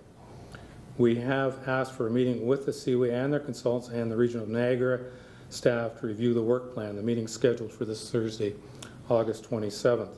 Following that meeting, we will be bringing a more detailed report back to council on September 14th, because right now I don't have a schedule for the work. We understand that the Seaway wants to complete this work before the winter season, given that it's all concrete and asphalt work, and the work will require a complete clearing of the Weir structure itself, all the railings, the sidewalks that are there now, and a rehabilitation of the concrete deck, putting the railings back on that we did during the CIP, and a complete reinstatement of it. So I thought it was appropriate to give council just a verbal update on this to make you aware of it. It's going to be a bit controversial in terms of the merchants on Main Street, but because of the width of the deck itself and the bridge itself, it is not possible to do one lane at a time. It's too narrow, and it can't be done that way. So I wanted to provide that, and more information forthcoming, Your Worship. Thank you, Mr. Hansen. Do we have any questions? Mr. Main. Thank you, Mr. Mayor. Through to Mr. Hansen. Have they done a complete survey on that bridge? Because my big concern is once they take the deck off, What are they going to find underneath? Have they actually done engineering from underneath as well? Through you, Your Worship, yes, they have. They've been aware of this issue for some time now. They brought a consultant on board in 2014 to do a structural rehabilitation plan for them. I had met with them last year knowing that this was in the works, but at that time when I talked to them, and the consultant had just given me a sort of an update or a heads up on it, given that he knew that it would have an impact on the city itself. They've done the analysis, they've done the design, and I believe they're ready to go to tender imminently. So again, that's why I wanted to bring this forward. And there are some issues. The city actually has a water main that is strung along that structure that crosses between Main Street and the island itself. So we have some concerns there as well on how that's cared for and during the process. So we'll be meeting with them on Thursday to go through all the details on it. Any other question? Councillor Elliott? Thank you, Mayor. Through you to Ron. Obviously, Main Street is a main transit hub for the wind turbine shipments. I would assume that that turn from Main Street onto Mellenby would not accommodate the turbine blades. There was a ship just in unloading down at the Stone Dock today, going to Rankin, that had come to us about using the second concession to transport the blades over to the quarry. That has now been unloaded, and I know that they're destined for West Lincoln. I would assume that they're going to go out Main Street. You're talking this year for that construction? And is there any way that you can inform any of the wind companies that are going to ship anything? They may not be able to go the way they want to go. I know that a lot of them come down here. And also, that turn from Main onto Mellenby, does that accommodate transport trucks to make that turn as well? Is there things we got to look at that corner to make it safer for everybody? Through your worship, these are all issues that we're going to bring up on Thursday. We're not the road authority. We're not the owner of the structure itself, but there are a number of issues that I think will impact the city, and that's one of them. They currently use the middle bridge for moving the turbines through where they actually have to cross the canal. That's a preferred route, but none of the turbines go south across Clally Street, that structure down there. So a good question for the road authority who is providing this detour, that they can accommodate it, whether during the construction period of 6 weeks or so, whether they would put a moratorium on the movement of those along the detour route. Again, that's between MTO and the contractor himself to do that, and we will certainly raise that issue with the road authority at the time. My understanding, Mr. Hanson, is that there will be 9 boats offloading between now and the close of navigation. I'm not sure what the capacity of each boat is as far as these components go, but there's going to be a significant amount of product that will try to seek its way out to West Lincoln. Anyway, that's just for information purposes. For discussion. Councillor Danch? Again, I'm just going to ask Ron there through you. The bridge closure, pedestrian traffic as well? Through your worship, sorry, I omitted that important detail. They're providing a pedestrian bridge south of the structure between Weir Road, Canal Bank Road, and the west side of the Weir. And there'll be full pedestrian access across there. That'll be constructed first to accommodate all the pedestrians that need to get across. It's strictly for vehicular traffic. And the second question being, that railing that was put up on that, it looks like garbage. When they're going to remove that, are they going to hopefully re-powder coat it? Because it looks like it's 100 years old and it's only 4 years old.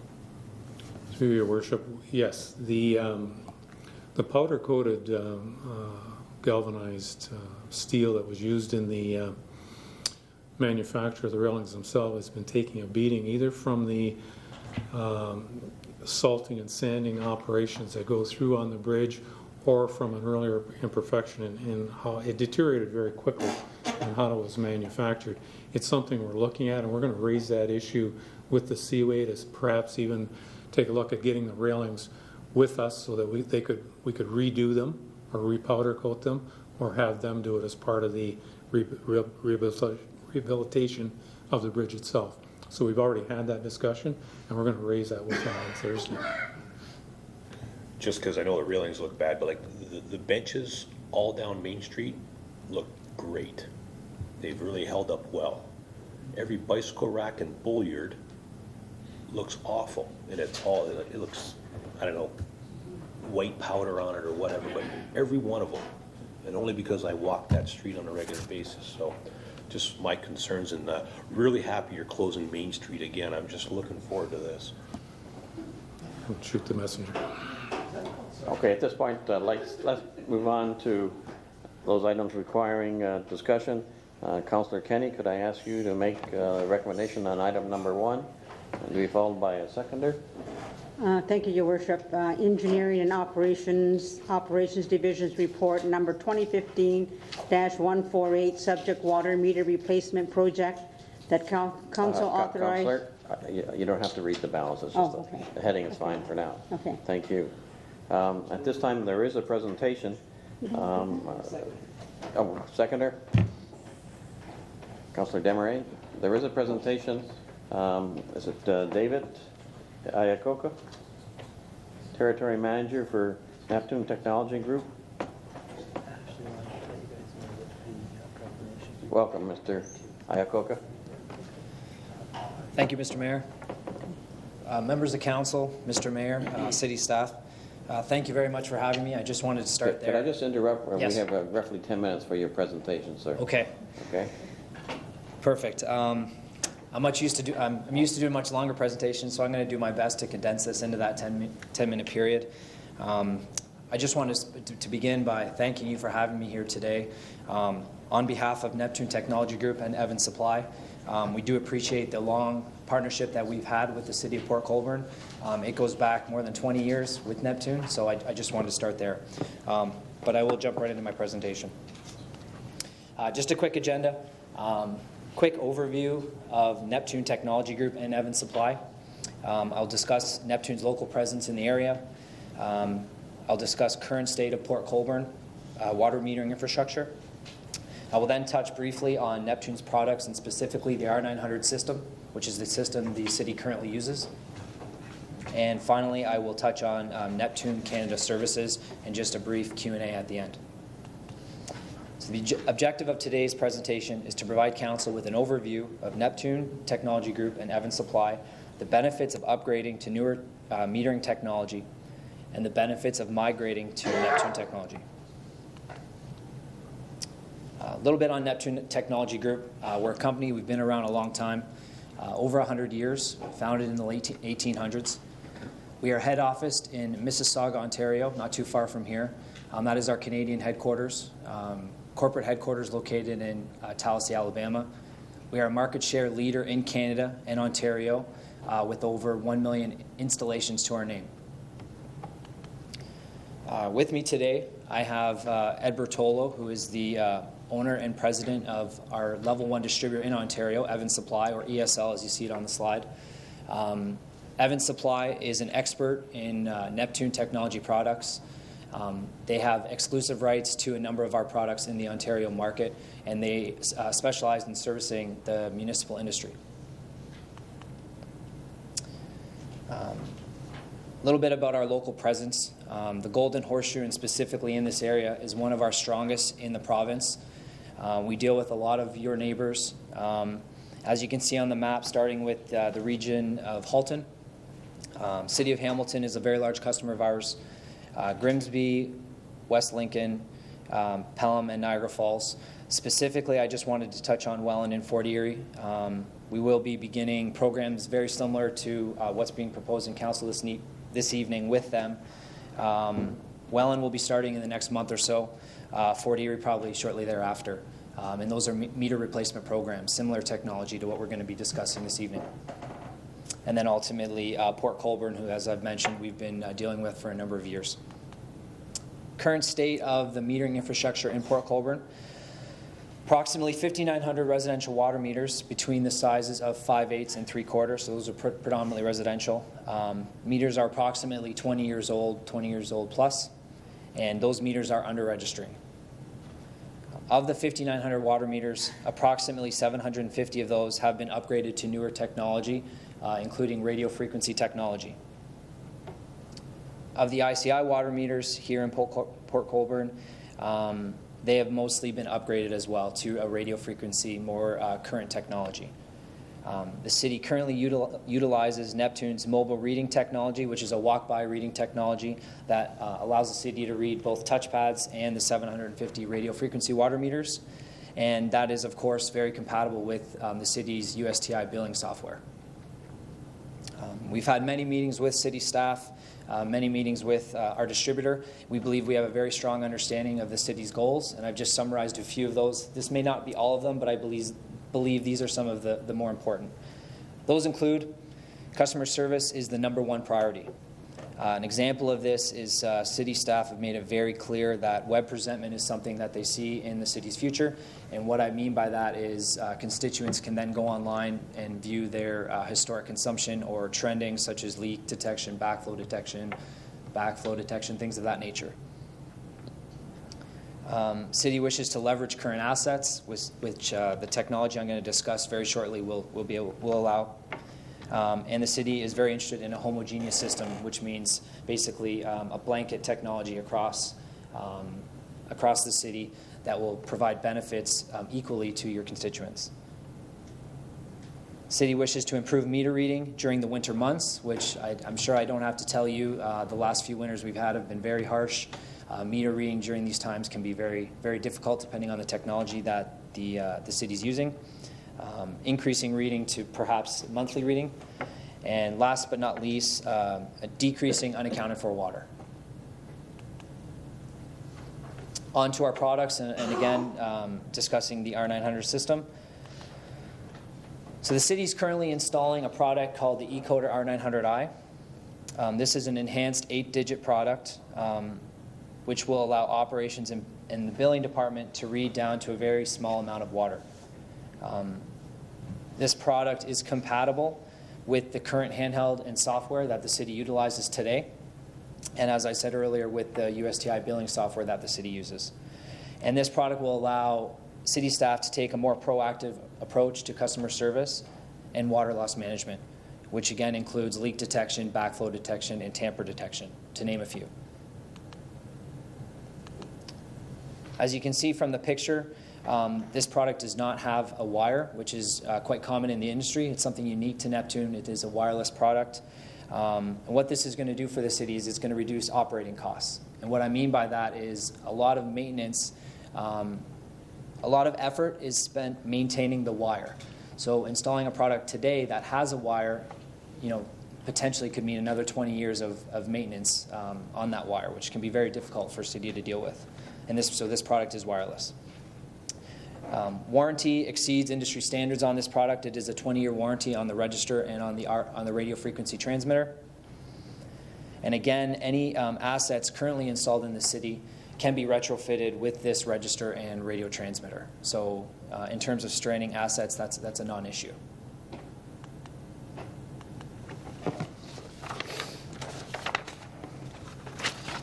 So as stated earlier, the city currently utilizes Neptune's meter reading hardware and software.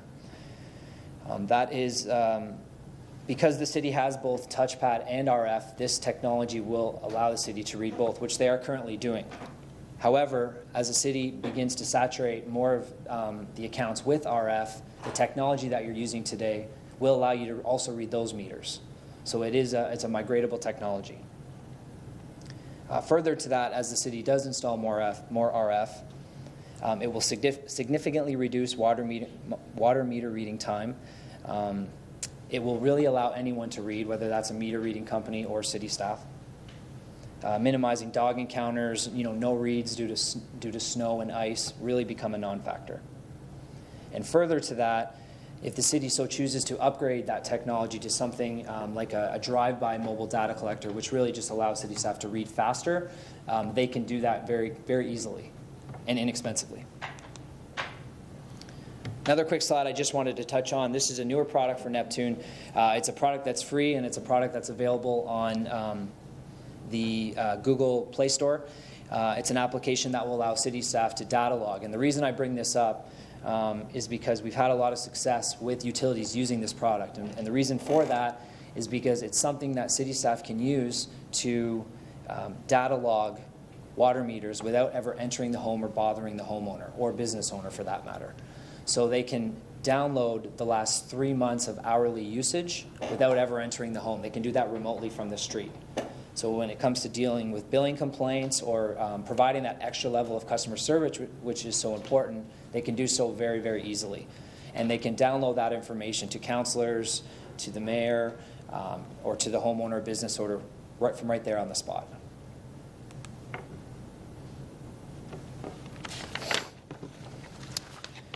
So to truly summarize the R900 system and the benefits, the term we like to use, and the term I've already used this evening, is migratability.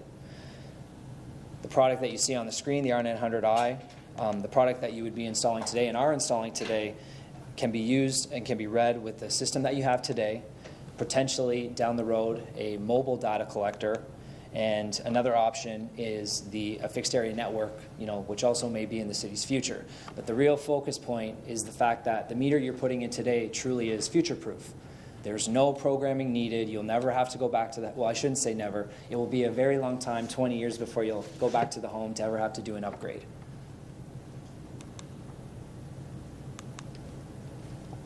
Mr. TVCOGECO, we've got about a minute. About a minute, okay. Really quick, I'll just fire through these last few slides then. Thank you, Mr. Mayor.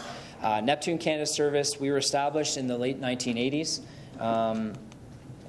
And this is a facet of the water metering program that can't be overlooked because a lot of focus can sometimes be on the product, but really it's the installation is just a huge component. So what Neptune can offer is that true full project accountability because we are the water meter manufacturer.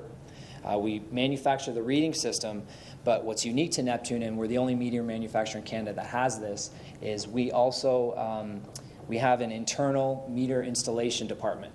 Okay, so we can offer that full turnkey solution, which of course will give you sort of that one point of contact, no pointing fingers. And I'm rushing a little bit and I apologize.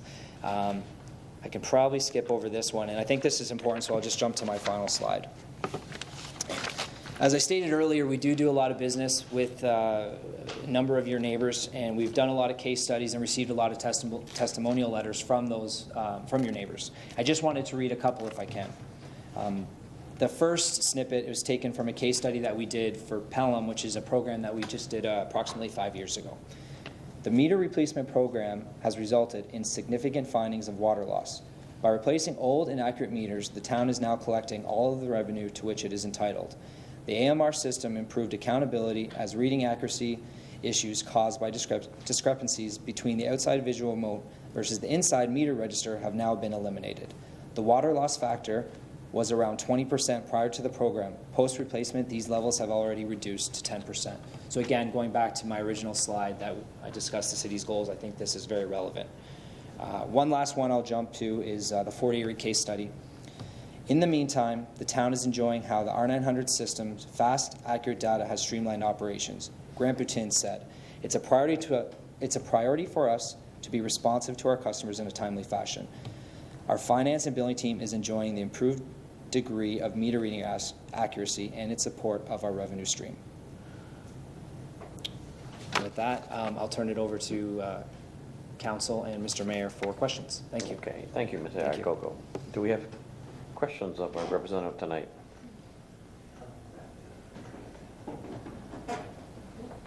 Councillor Kenny? Thank you, Your Worship. According to the author of this report, which is Darlene Sutter, you installed, or you were chosen, your company was chosen to install the meters back in page 7, let me find page 7, 1993 into 1994, and the software and everything went with that. Farther down, let me just have all these little notes for myself, but anyways. This is the part that bothers me because Darlene is asking us to continue with your company, yet on page 10 of the report, She says, as the city's meter testing results revealed that 40% of the meters were registering incorrectly. So 40% of the meters that your company installed in our city in 1993-94, 40% of the meters tested, now that was only of the ones that were tested, were registering incorrectly. That don't sit well with me. It doesn't sit well with me. That why am I going with that company again? When 40% of the ones tested. So maybe you can answer that for me, because that bothered me a lot. And then Ms. Sutter, do you have some clarification on that? Well, I thought I'd come to poor David's rescue. You have to remember the meters are old. They do have a lifespan. It's not, I believe I put in the report as well, there is no set in stone, once you hit 15 years, once you hit 20 years, you're done. Yeah, you did do that too, yeah. Yeah, it's a matter of conditions, and that's why we've been testing them, to see what the accuracy is. I know some of our neighboring municipalities have tested them and they've had much better results, but they have different water quality than we do. They may not have as many cast iron water mains, they may have more PVC water mains. It's just the nature of our water has not been kind to our meters, and they are 20 years. And we've gotten 20 years out of them, which is pretty good. There's not a lot of things we get 20 years out of anymore. So I think, and they are tested rigorously. I know David and Ed can attest. When they are released, they're tested and they meet their requirements and they are operating correctly. It's just over time they slow down, they wear out, and that's why we have to replace them. And that's why we need to move forward. We're losing money. So this testing then, sorry, Your Worship, this testing was done just in the last year? Yes. Yes, through you, Mr. Mayor. I had 172 water meters tested in the past 2 years, and they were removed in 2013 and 2014. So we haven't done such a comprehensive testing, and I'm not sure how long it's been since we last had them tested. So.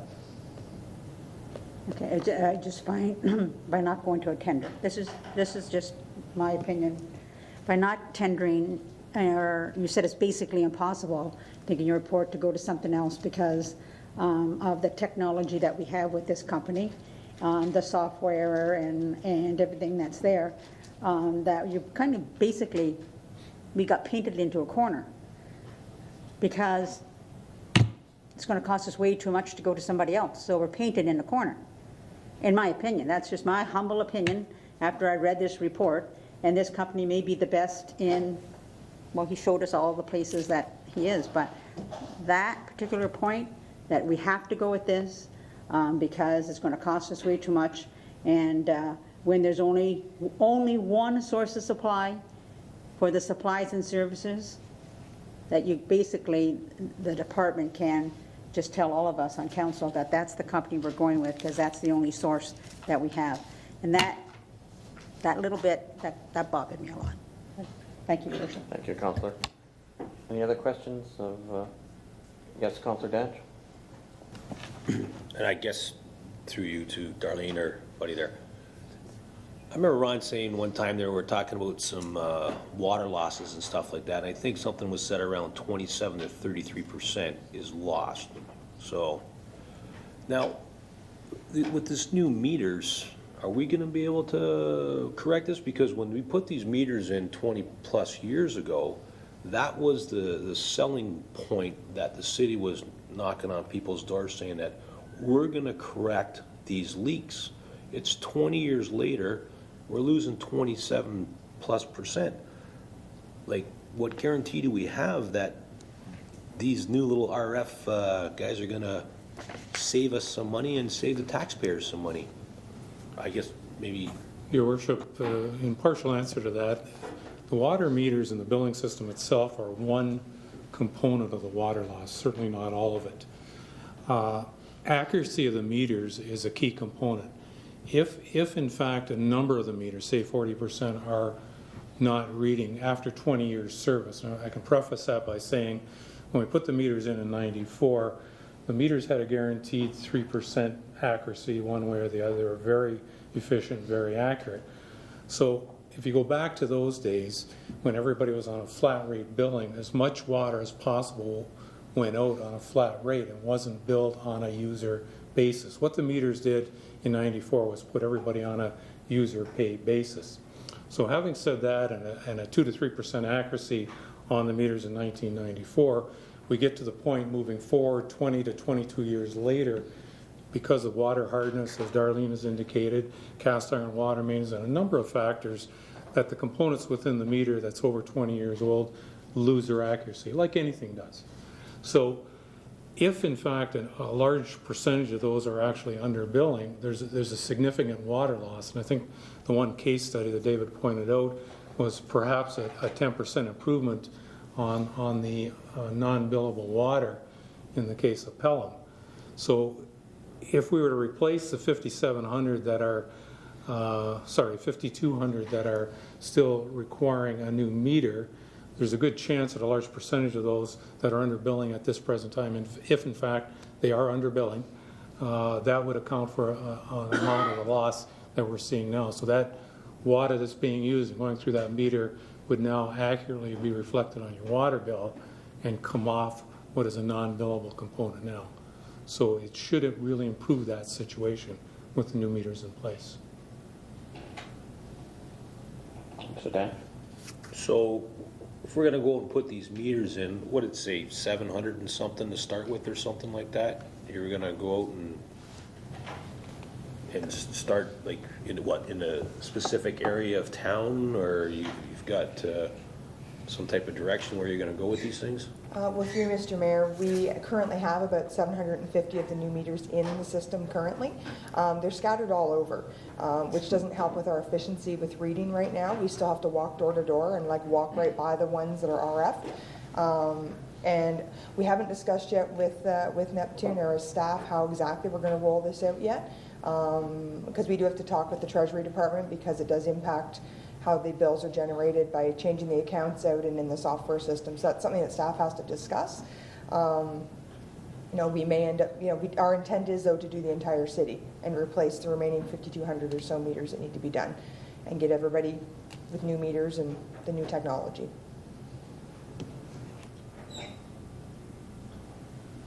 Listening, I'm sure there'll be more. Thank you. Mr. Danch, any other questions of our participants here? There being none, thank you very much for your presentation, Mr. TVCOGECO and Ms. Stoddard as well. We have the recommendation moved and seconded. Are you ready for the question? Call for the question. All those in favor of the recommendation, raise their hands. Those opposed? There being one. The motion's carried. Item number 2, Councillor Kenny, that is your item for discussion. Thank you, Your Worship. Engineering and Operations, Engineering Division Report number 2015-147, subject Ontario Community Infrastructure Fund application. Is there a motion for that recommendation? Is there a seconder? Councillor Butters?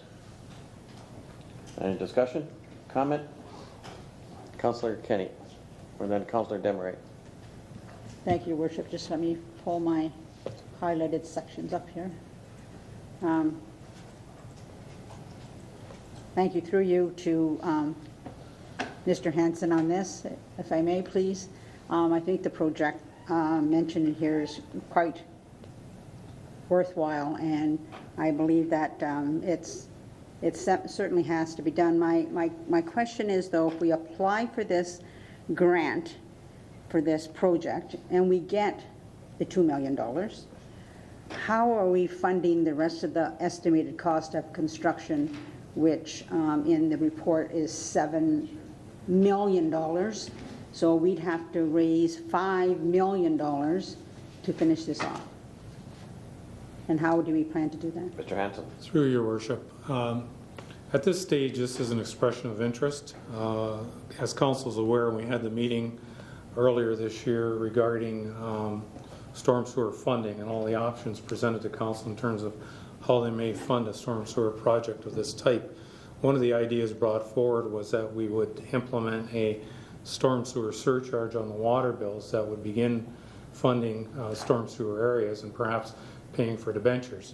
At this point in time, and this application being due next month, the only way to fund this program at the present time, were it approved, and council were to decide to go ahead with it once the approval was in place and we made the final application, it would have to be funded through a debenture at that time. Now, hopefully, if everything goes forward as we discussed in the spring, debentures could be paid for in portion by the storm sewer surcharge as this goes out to our urban area residents. But at the present time, that's not in place. We're anticipating bringing a report forward this fall with that funding component for storm sewers. The project itself and this intake, you'll notice it has a cap of $2 million. And this is the same program whereby we received $2 million funding for the Lakeshore Water Main project. That project, similar to this one, had a health and safety component to it. This was the only project we had sort of on the books now that would have that health and safety component. We're trying to eliminate flooding in the area. We're trying to eliminate discharges to the natural environment. So this particular intake won't fund projects like roadworks, like replacing a water main, for instance, that doesn't have a health and safety component to it. So this is the only one that suits. There are other intakes coming forward, as I indicated in the report. Perhaps council wants to look at other projects or intakes where there's 2/3 funding available. And we did apply for that in the past. Unfortunately, weren't successful in that particular program. But certainly with a storm sewer project, given the magnitude of the projects at anywhere from $8 to $12 million in some of these areas, certainly a 2/3 funding program would be more appropriate in terms of having to fund this and debenture it and sort of spread the money out in terms of how the storm sewers are going to be done. So at the present time, with the deadline next month, this is the only one that fits. It's certainly not enough funding to fund the program to any level, but it's still $2 million. So that's why we're bringing this forward at this time. Just another question of Mr. Hanson, through you, Your Worship. Ron, do we have a financial plan in place? Or I believe we talked about that we were going to get a report from engineering, if I remember correctly, that we were going to get a report from engineering with a financial plan that would be, like I said, a master plan for our water, wastewater. And do we have that yet from engineering? I don't remember. Through Your Worship. The report we presented in the spring was on the storm sewer master plan. Correct. The water and wastewater, the wastewater plan's not done, the water plan's done. We still have to bring forward to council the funding report in terms of, not the financial report, which Peter can speak to. We did prepare a financial report, financial income report that is done on a regular basis that has to be supplied with the application. But we have to bring forward to council the funding report, what that structure is going to look like in terms of a storm sewer surcharge to fund future debentures for this area, and that's still pending. That's going to be brought forward this year. Okay, thank you. Go ahead, Councilor Kenny. Thank you. Are there, or are you aware of any, because this is a provincial grant, correct? And are you aware of any federal grants or federal things that we can apply for that we could use, like you said, a third, you know? Do you have anything that's in the pipeline that might be coming down? Through Your Worship, this is the only current intake out there available to us at the present time, but we get regular notifications of all the federal provincial programs as they come forward through AMO and through some of the other networks that we're involved with. So we certainly watch those on a regular basis. This one came forward about a month ago, so we started to prepare based on this particular intake. That's the only current one that's available.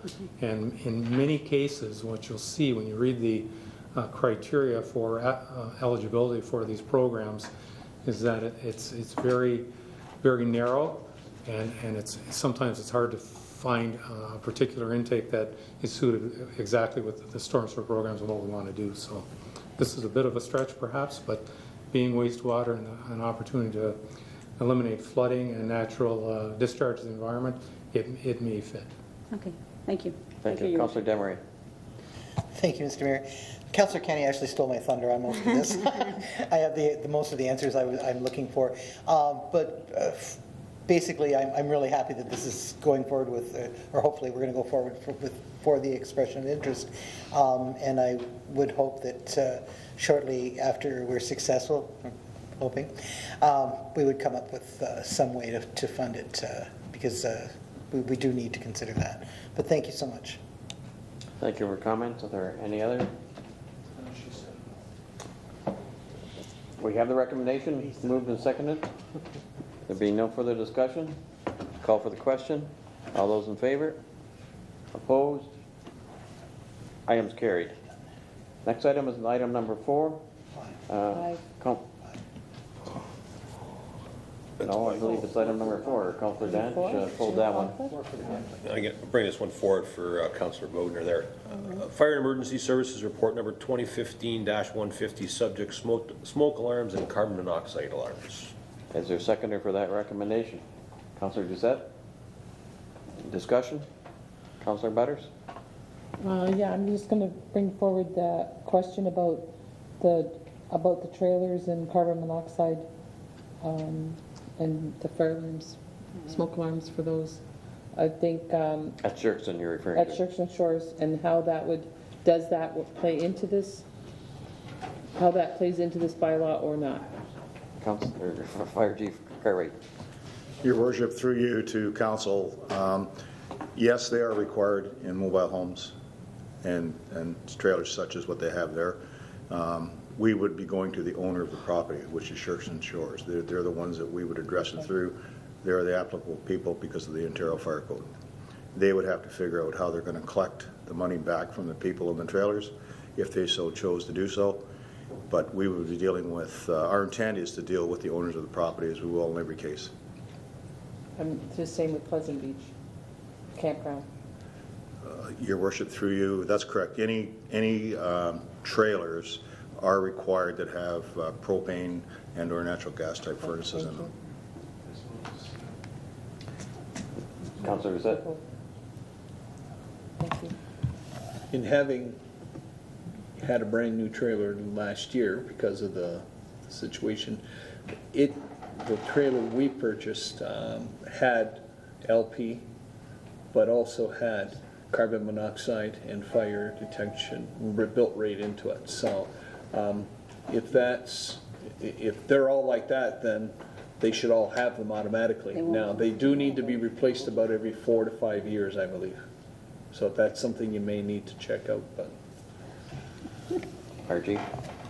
Your Worship, through yourself to council, most of the newer carbon monoxide alarms are good for anywhere from 8 to 10 years.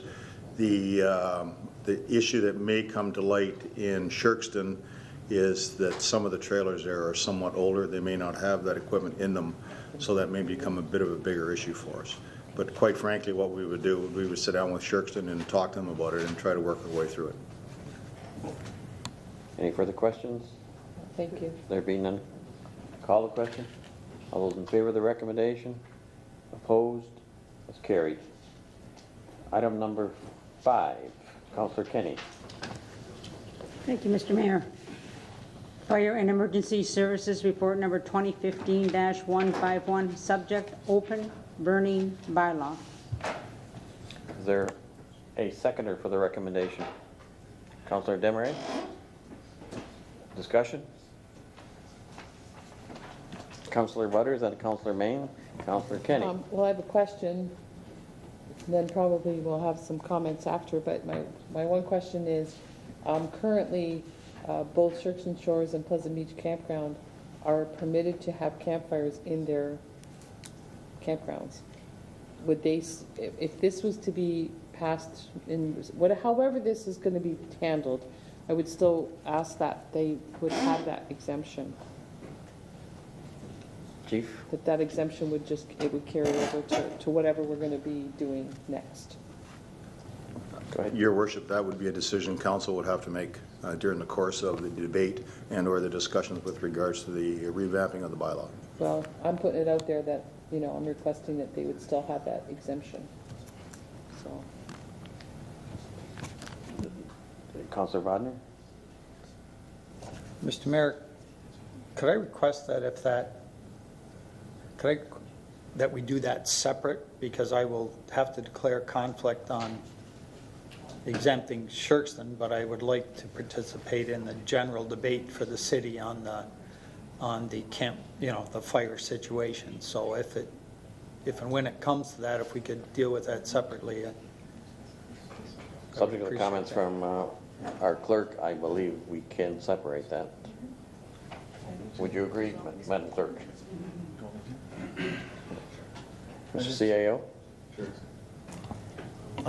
Through your worship to Councillor Butters, maybe all of council, as well as the fire chief, the recommendation that's in the staff report is to maintain the status quo and to change the one section 2.4.4.4 of the fire code getting picked up into the bylaw. So if we go with the recommendation that's in here, there would be no, staff's understanding, at least mine and the clerk's understanding, is there would be no change to this, and it wouldn't create the conflict situation that Councillor Bodnar would have. But it might come to that if council decides not to go with the fire chief's recommendation. So maybe until there's an amendment or a change to the recommendation that's before us, maybe we'll just hold that issue in abeyance and then address it if and when council decides not to go with staff's recommendation. Is that okay with the fire chief? Chief? By all means, through your worship. I think that's the best process-wise. Thank you for your clarification, Mr. Louie. Perhaps I'll come right along. Councillor Kenny, I believe you wish to make a comment. Then Councillor Demery, then Councillor Main, Councillor Doucette. Thank you very much, Mr. Mayor, and thank you, Chief, for this report. Actually, there's page 43. Open air burning has always been a point of discussion within Port Colborne and many other municipalities. The current fire chief has worked within 5 municipalities in his career, and in all cases, there were varying points of view, and there was not one answer that will please everyone. And that, fellow councilors, is certainly true, because I had, when this first came up and we directed the chief to bring us back something to look at other municipalities and see what they have, I probably had just as many calls for as against. I have a, I don't think you should do that. And other people say, well, why are you taking this away from us? And even myself, I have a small little, one of those little commercial ones that you buy that we put a small fire in. And when my grandkids come over, we roast hot dogs and marshmallows on it, and we enjoy that. I have not had a neighbor ask me to put that fire out, but certainly if I had a neighbor that asked me to put that out because it bothered them, we would put it out. Most of them have air on, those that have restrictions with asthma and such. Again, they keep their windows closed from all the humidity that they have, and they have air. But there are people who don't have air, and there are people who are bothered because people don't have a small campfire. They have one that's humongous, and their flames are like 4 to 6 feet in the air. I can see why neighbors would be concerned, but I'm glad that we have the report in front of us. I hope we can come to a conclusion tonight. And like I said, there are, like I said, over the years, the fire department has had to deal with some difficult situations, and most of that is because the people don't get along with their neighbor, and they're as such. But that's all I have to comment on now. I'll wait to hear from the rest of my council. Thank you, Councillor Demery. Thank you, Mr. Mayor. I would agree with Councillor Kenny. There's no one answer that's going to make everyone happy. I received an equal number of response, pro and con. Everyone who wanted the ability to have a backyard fire had the same, they cited the same reason, for fun.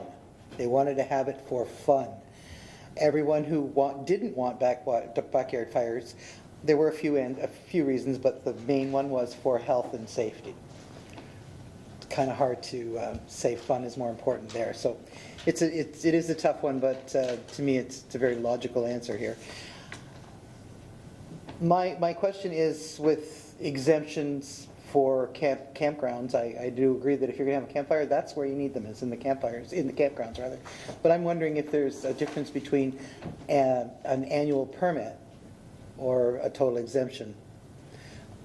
I'm wondering about that.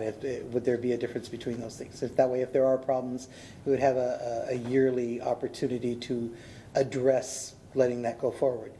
Maybe that would be the answer. But for everything else, I'm really happy with the report, and I would agree with what's put in front of us.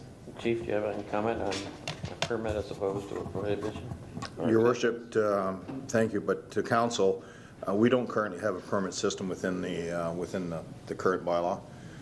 People have called me, and quite frankly, I do give permission from time to time for fires in rural areas in particular, for people that are burning vegetation and so on from active farms or businesses.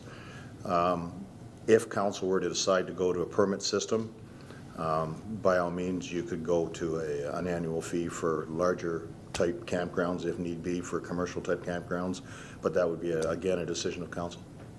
Okay, and that is specifically what I meant, was for the 2 campgrounds cited only, not for any other purpose. But I was just thinking permitting might be a way for us to better police the issue, but maybe not. Councillor Main. Well, back in February when I asked this bylaw to be brought back up to date from 1984 to present time, I did it for a reason, for clarity in the way that bylaw was written, the difference in the rural hamlet areas now that are getting larger and more houses being built, and in the urban area, which Councillor Kenny has been breaking the law all this time, every time she puts a fire in her backyard. So, and she never had the right to burn in the urban area, even under 1984 laws. My issue is, though, somebody started talking about permits and we should have permits. So I went and I downloaded Niagara Falls. I downloaded, because Niagara Falls is coming up with a new one. I found that St. Catharines bylaw was pretty straightforward, pretty easy to read, pretty easy to understand. And when you talk about a permit, under section 5.3 of Niagara Falls' current burning bylaw, this strikes me as being extremely interesting when it says, irrespective of whether a person has a permit, no person shall cause or permit an open-air burning to cause or increase the likelihood of any of the following. A, smoke or fire damage to property. A decrease in visibility on any highway or roadway. And an odor, and C, pardon me, an odor or smoke to cause discomfort to persons, hazard of health, and loss of enjoyment of normal use of property in the immediate area. So whether you have a permit or not, and everybody says, well, you know, you're allowed to have a fire in Niagara Falls because we can buy a permit. The permit means nothing other than the person spending 20 or 40 bucks for the permit, because if the neighbor complains, they put the fire out. So to me, it's just going around in circles. It gives the permit idea, anyway, gives people a false sense of security. Well, I bought a permit, so I should be able to build a fire. And that's not the case. The other thing, I know we're going to do this Shirkston thing separately, but I have some friends that live on Maple, just the other side of the fence, the chain link fence at Shirkston. And this gentleman was saying to me that if I put a fire in my backyard and my neighbor complains, I have to put it out. Yet I can look through the fence at a couple of thousand little fires going, and they're allowed to burn. So there's the issue, depending on what side of the fence you're on. And to me, that has to be addressed some way, shape, or form. And the simplest way for me to put the whole scenario, in my respect anyway, living in a denser area as far as population goes, if you have a backyard fire and you have 6, 7, 8 people around and they're having a great time, they're doing the s'mores, they're doing the hot dogs, and the wind changes and it blows on a couple of the people that are around the fire. ultimately the person gets up and they move their chair to the clean side of the fire. Yet the neighbor doesn't have that capability of moving out of the way of the smoke. And you know, a lot of people said they had 54 and 50 against. In my area, one person was for it that phoned me, very adamant, because he's been charged before. But the majority of the people who have called me and emailed me and put my my mail quota off the limits here, that I had to get it rebooted, are against it.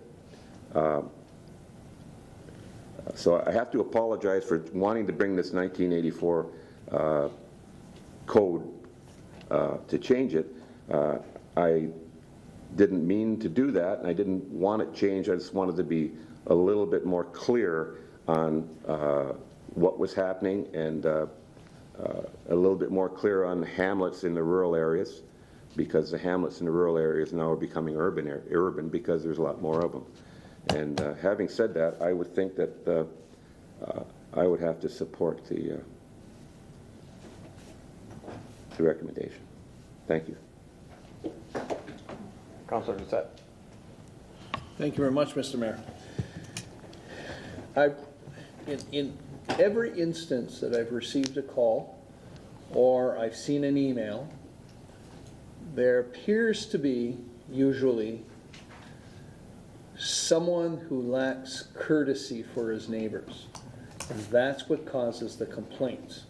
And I'll give you an example of that. I've got someone around the corner from us that builds a fire, hates his neighbor, purposely smokes it. And then I get a call from the neighbor. And then I tell them to call the fire department, and the fire department comes in. But it's a specific, he picks the right, he tries to find a night when they're going to be outside, and he puts a fire and smokes it. Yet, I have a young man that lives next door to me that builds a fire almost every night with his little kids, and they do hot dogs and s'mores. And the only time I notice he's got a fire is when he first starts it up. You can smell it in the air, and then that's it. The rest of the night, you don't smell it. It's there. You can see it, but you don't smell it. If you pick the right material to burn, you don't get the ton of smoke. And if you burn it properly, you don't get the ton of smoke. But there are individuals out there that don't want to be told what to burn and how to burn it. I also have a situation where some people burn their garbage in there. And I hate to tell you, but some of it doesn't smell good. So it's that courtesy that I'm talking about. And I don't know how to legislate that. I don't think we can. But I can't see how we should, I don't know why we should be able to stop people from burning a nice small fire with kids like the guy next door to me and the one across the street from me. There's 3 of them around me that do it. You don't know it, and then you have this guy around the corner that smokes everyone out every time he decides he's going to do it. Somehow there has to be a way, and I believe that Councillor Main hit it on the head when it said if they're affecting the person next to them, then we should be able to call the fire hall, and the fire hall should be able to come in and douse it out, and they're told they can't make a fire. Point blank.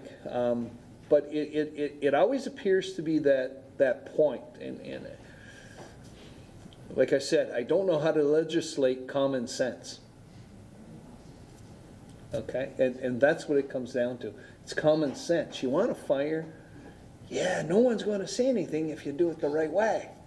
Just smoke the guy out next door ain't going to happen. Simple as that. So. Thank you, Councilor Doucette. Any further discussion? Councilor Elliott. Thank you, Mayor. Yeah, and I'll jump in and say that I asked for it too, and Chief and I kind of got into it. And in your report, you say that 50 to 60 calls per year you respond to. Out of the 50 to 60, how many fines do you levy? Chief? Through your worship to council, I believe most people get warnings. It's when they get beyond the 1 warning within a calendar year, we will charge them. Have we done that other than the one occasion for the gentleman out in Cedar Bay? You recall he came to council. That was the only one we leveled so far this year, levied this year. the only reason I ask, and this is one of those 6 of one, half dozen of other things, and I've always been in support of allowing people to have small fires, because basically that's what we do now. You can't have a fire, but if you have a fire, you're okay unless you make your neighbor mad, your neighbor complains. So if you tell people you can have a fire, and you can have a small one, and if you build it and put crap in it that smokes everybody out, and your neighbor phones and complains, you're gonna get busted anyways. So it's basically the same deal. I was looking at it like, if we allowed fires, small ones, with conditions, and you can only have it by permit, and you came and got a permit, and you said, here's the conditions you can have your little fire in your backyard as long as it doesn't bother anybody. Read this, sign here, because if your neighbor complains and we show up and you're breaking the conditions, here's your ticket. There is no second chance. You knew what the conditions were. We're going to say you can't. It just gives you a little bit more control. And I think some people had the wrong idea, and some people were thinking, well, if you allow fires, you're taking away the opportunity to complain. I don't think that would ever be the case. If somebody's doing something outside of the boundaries, we have people, we've got speed limits posted, and people phone us and complain, people are speeding on our streets, can you do something about it? And we react to it. Well, the same thing is true if you had defined guidelines for having a fire. You can still complain if somebody's operating outside the guidelines. Fire department shows up, yep, you read the rules, or heck, you don't even have a permit, you get fined anyways because you don't have the permit. So it's kind of six of one, half dozen the other. You can have a fire if you don't get complained about. Councillor Kenny does. I do. My neighbor does. His neighbor. The neighbor next to him. All 4 of us have fires at the same time. Nobody's calling on each other because you're all doing it. So that's the only thing that I was looking at, is how can you kind of allow small fires with conditions, give people the definitions of what that small fire may look like, and you still have the opportunity for the neighbors to complain about it if it gets out of hand. Yeah. Can you regulate stupidity? No. I had people call me and say that they have health issues. And one person called me and said they had health issues and their neighbor burns this junk that makes smoke like crazy. And I said, you phone the fire department? Oh no, I don't want to get them in trouble. Well, that really doesn't make sense. You can phone and get them to put the fire out. Now they'll know who called. Well, if it's a health concern, call. End of discussion. That's what you should do. So, I mean, I looked at all the ones that the chief's assistant sent to us, all the bylaws from everybody. I mean, Niagara Lake doesn't even have one. You know, it's kind of like do what you want to do. With regards to Scherkston, I mean, if we give them an exemption, does that remove a complaint call? Like if they have an exemption, nobody in the campground can call and complain about a fire? Is that what that means? Your worship, through you to Councillor Elliott, if they were exempted from the bylaw as they currently are, that's correct. That's correct. And I mean, when you take a look at that, those trailers are a heck of a lot closer together than most houses are. And I would assume that with the amount of trailers that they have, there's probably, not that I want to exclude them, I get it, but there's probably people that vacation that want to get out of the city for fresh air because of health concerns and go to a place where their neighbors are having fires because it's allowed. I mean, rural area is rural area. Do you consider something where there's, I don't know how many thousand trailers, they got 1,000, couple thousand, 5,000, 10,000? I believe it's around 3,300 trailers? That's just a little bit more than rural.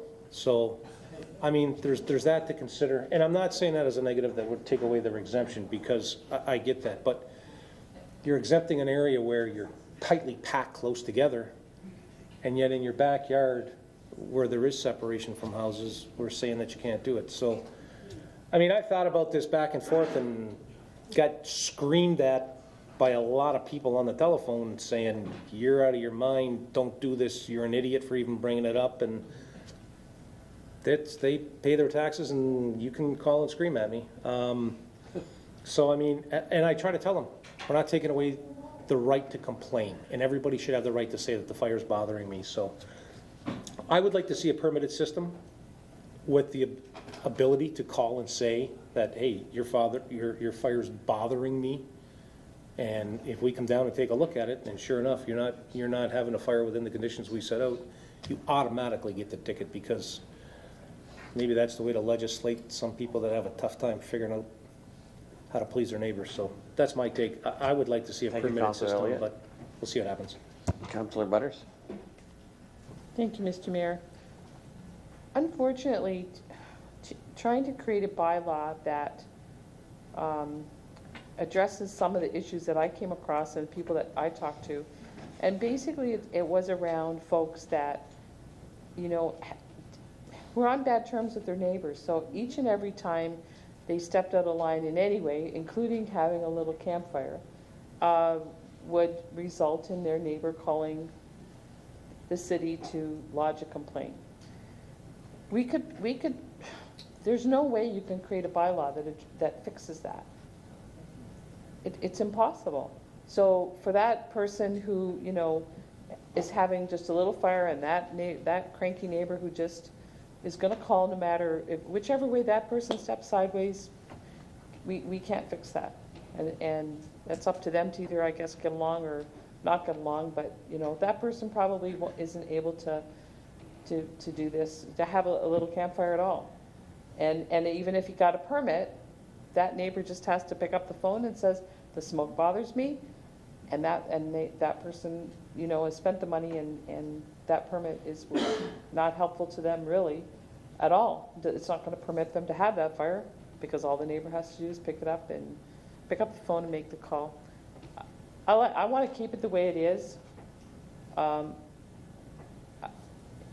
React on a complaint basis, and then the folks that want to have a little fire, as long as their neighbors are okay with them, will continue to do so, hopefully in a safe manner, and our department isn't going to get overwhelmed with a lot of unnecessary stuff. I'd heard just anecdotally that Niagara Falls was experiencing a certain amount of problems to do with their bylaw. I don't know if it was to do with the process or how that's rolled out, but I was just wondering if the chief had gotten any feedback from our neighboring municipalities that were changing or somewhat different from ours, and I wondered if he'd gotten any feedback from any of them. Chief? Your Worship, to Council, I can tell you that now the Council has reviewed this report, there's a number of them that want a copy of it for their purposes, because there are others that are reviewing their burning bylaw presently. Niagara Falls has had 4 meetings to this point in time, and at their last meeting it was deferred again, and another report has to be brought forward by the chief concerning health issues and a couple of other things in that particular municipality. Welland has a bylaw that's relatively new, but they're still experiencing burning complaints. Those things still carry on. Then you've got the people that try to burn outside of it. We have those from time to time, and those are the people that they need to be addressed differently than some others do, quite frankly, that when they do get out of hand. And we've had that on occasion in years past. I can remember, if I can just take a second, and I think Councillor Main was on the fire department at that time, we had a gentleman decided to burn tractor tires on a Saturday night after he'd had a few beers and near the highway, and he challenged us when we were there. He told me that he was going to cook a steak. I said, well, go ahead, I'm going to watch you eat it. But nonetheless, those are the types of things that we do deal with from time to time. We've had just some recent occasions where we've had some controversy with regards to a couple of our guys getting threatened and a couple of our guys having to get the police involved. That's the nature of the beast when you're dealing with this type of thing, and then alcohol always comes into play. So there isn't any easy answer, as the report alludes to, but we try to be fair. We try to treat everybody fair when we do get a complaint, but quite frankly, even if there's a permit and somebody complains, we got to tell you to put it out, the same as we would now. If somebody's cooking food, quite frankly, our direction will be to put it out if somebody complains about it. It's that simple. We have no choice, simply because it's a complaint and we have to address it accordingly. Any other comment? Councillor Bodnar. Thank you, Mr. Mayor. I kind of like Councillor Main's description of, you know, just updating the bylaw. I think Councilor Butters brings up some good points about, you know, if you're a jerk, you're going to be a jerk if we do a bylaw or not. And, you know, if we do a permit, well, now we got a whole other bureaucracy. Somebody's got to manage the permits. There's going to be a cost to that. Maybe the fee will cover that, but quite frankly, I think staff's got a lot of stuff to do other than writing permits. And then the chief's got to go out and inspect it and everything. We should be doing things that helps the community, not put an extra burden or something. And while it's not working perfectly, it's working, you know. So I don't think we should muddy the waters. Anyways, that's my kind of. Councilor Maine. Thank you, Mr. Mayor. Just one quick comment. I thought Councilor Danch would have jumped right all over this, seeing that Home Hardware sells a beautiful little backyard propane-operated fire that you can do s'mores on, hot dogs, and when you're done, you just turn the switch and it goes off. I'm kind of disappointed that Frank didn't step up to the plate. That would have been a conflict of interest, I think, Mr. Maine. But Councilor Danch, you have a comment? I have the deep dish and an unlimited supply of clean lumber, and although I haven't had a fire in my backyard this year, I have had a small fire contained like Councilor Kenny's. Now, I'm sorry, I love a fire. I have a cottage in Haldeman County. We have fires all the time. We cook on them, whatever you want to, you know, hamburgers, hot dogs, all different things, lots of s'mores. We had a fire the other night. Yes, we're in Haldeman County. I do like a fire. It's that you can't fix stupid, I think, is the biggest problem here. But move along. I think we've come to a point in the evening that we consider this recommendation, except Mr. Elliott has a further comment. I guess it's procedural in nature. On the in-camera package, there's a portion of the in-camera package that deals with a correspondence from our solicitor to us with regards to this issue. How do we go about dealing with this item now and then receiving the,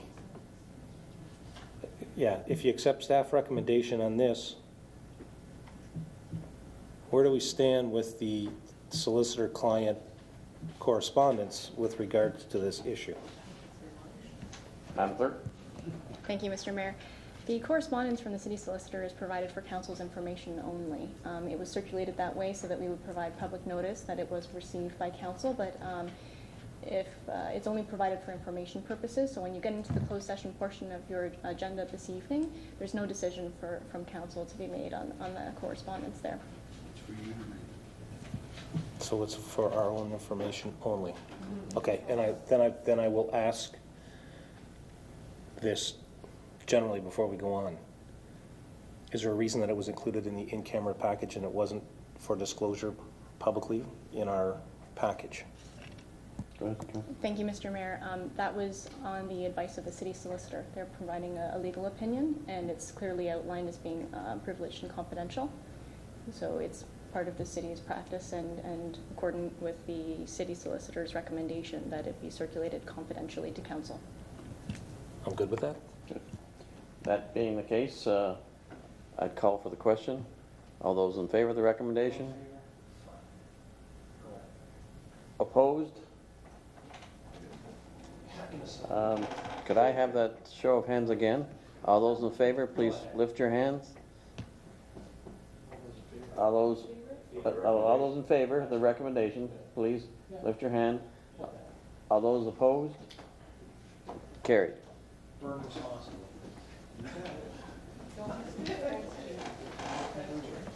Are there any notices of motion this evening? Madam Clerk, I believe we don't have any. And call for a motion for adjournment. All those in favor of adjournment? First we have a motion from Councilor Butters and second by Councilor Kenny. All those in favor? Carried.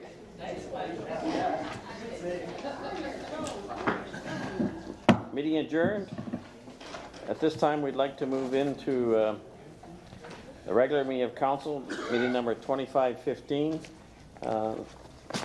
following our committee of the whole. Call the meeting to order.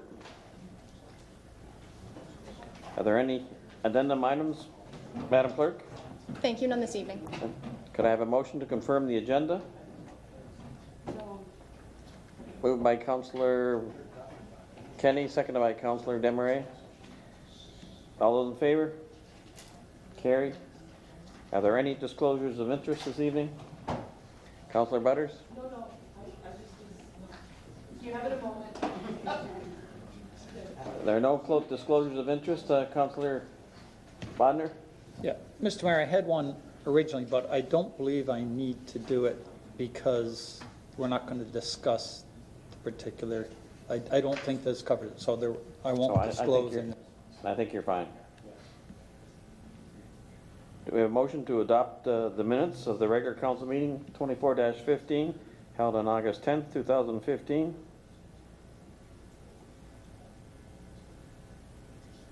All those in favor? We have a seconder with Mr. Main and Councillor Desmarais. Moved by and seconded by.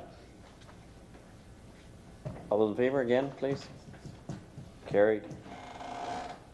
Determination of items requiring separate discussion. There being none.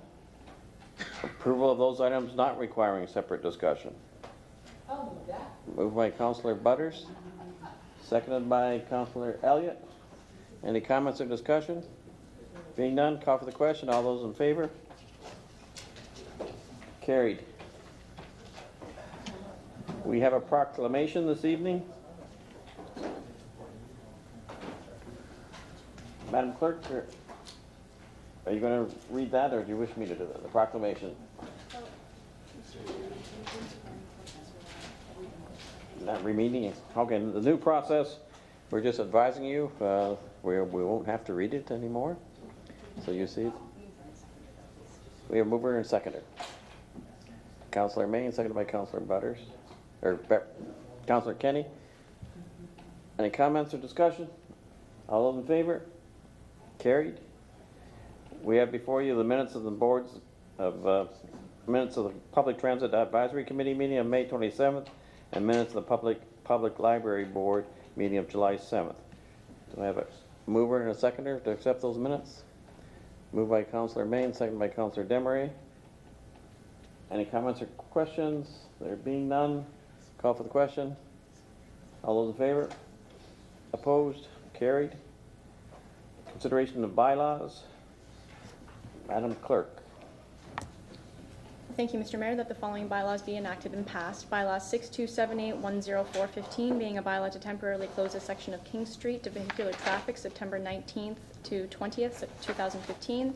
And bylaw 627910515 being a bylaw to adopt, ratify, and confirm the proceedings of the Council of the Corporation of the City of Fort Colborne at its regular meeting of August 24th. Moved by Councillor Elliott, seconded by Councillor Bodnar. All those in favor? Opposed? Could I see all those in favor again, please? Thank you. Opposed? That's carried unanimously.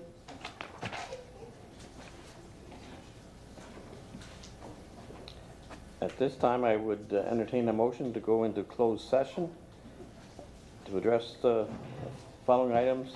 Minutes of the closed session portion of August 10th, 2015. Community and Corporate Services Clerk Division Report number 2015-153 regarding appointments to boards and commissions.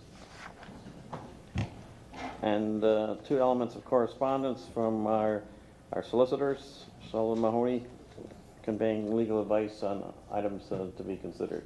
Yeah. Moved by Councillor Bodnar, seconded by Councillor, we'll go for Councillor Danch. All those in favor? Opposed? Carried.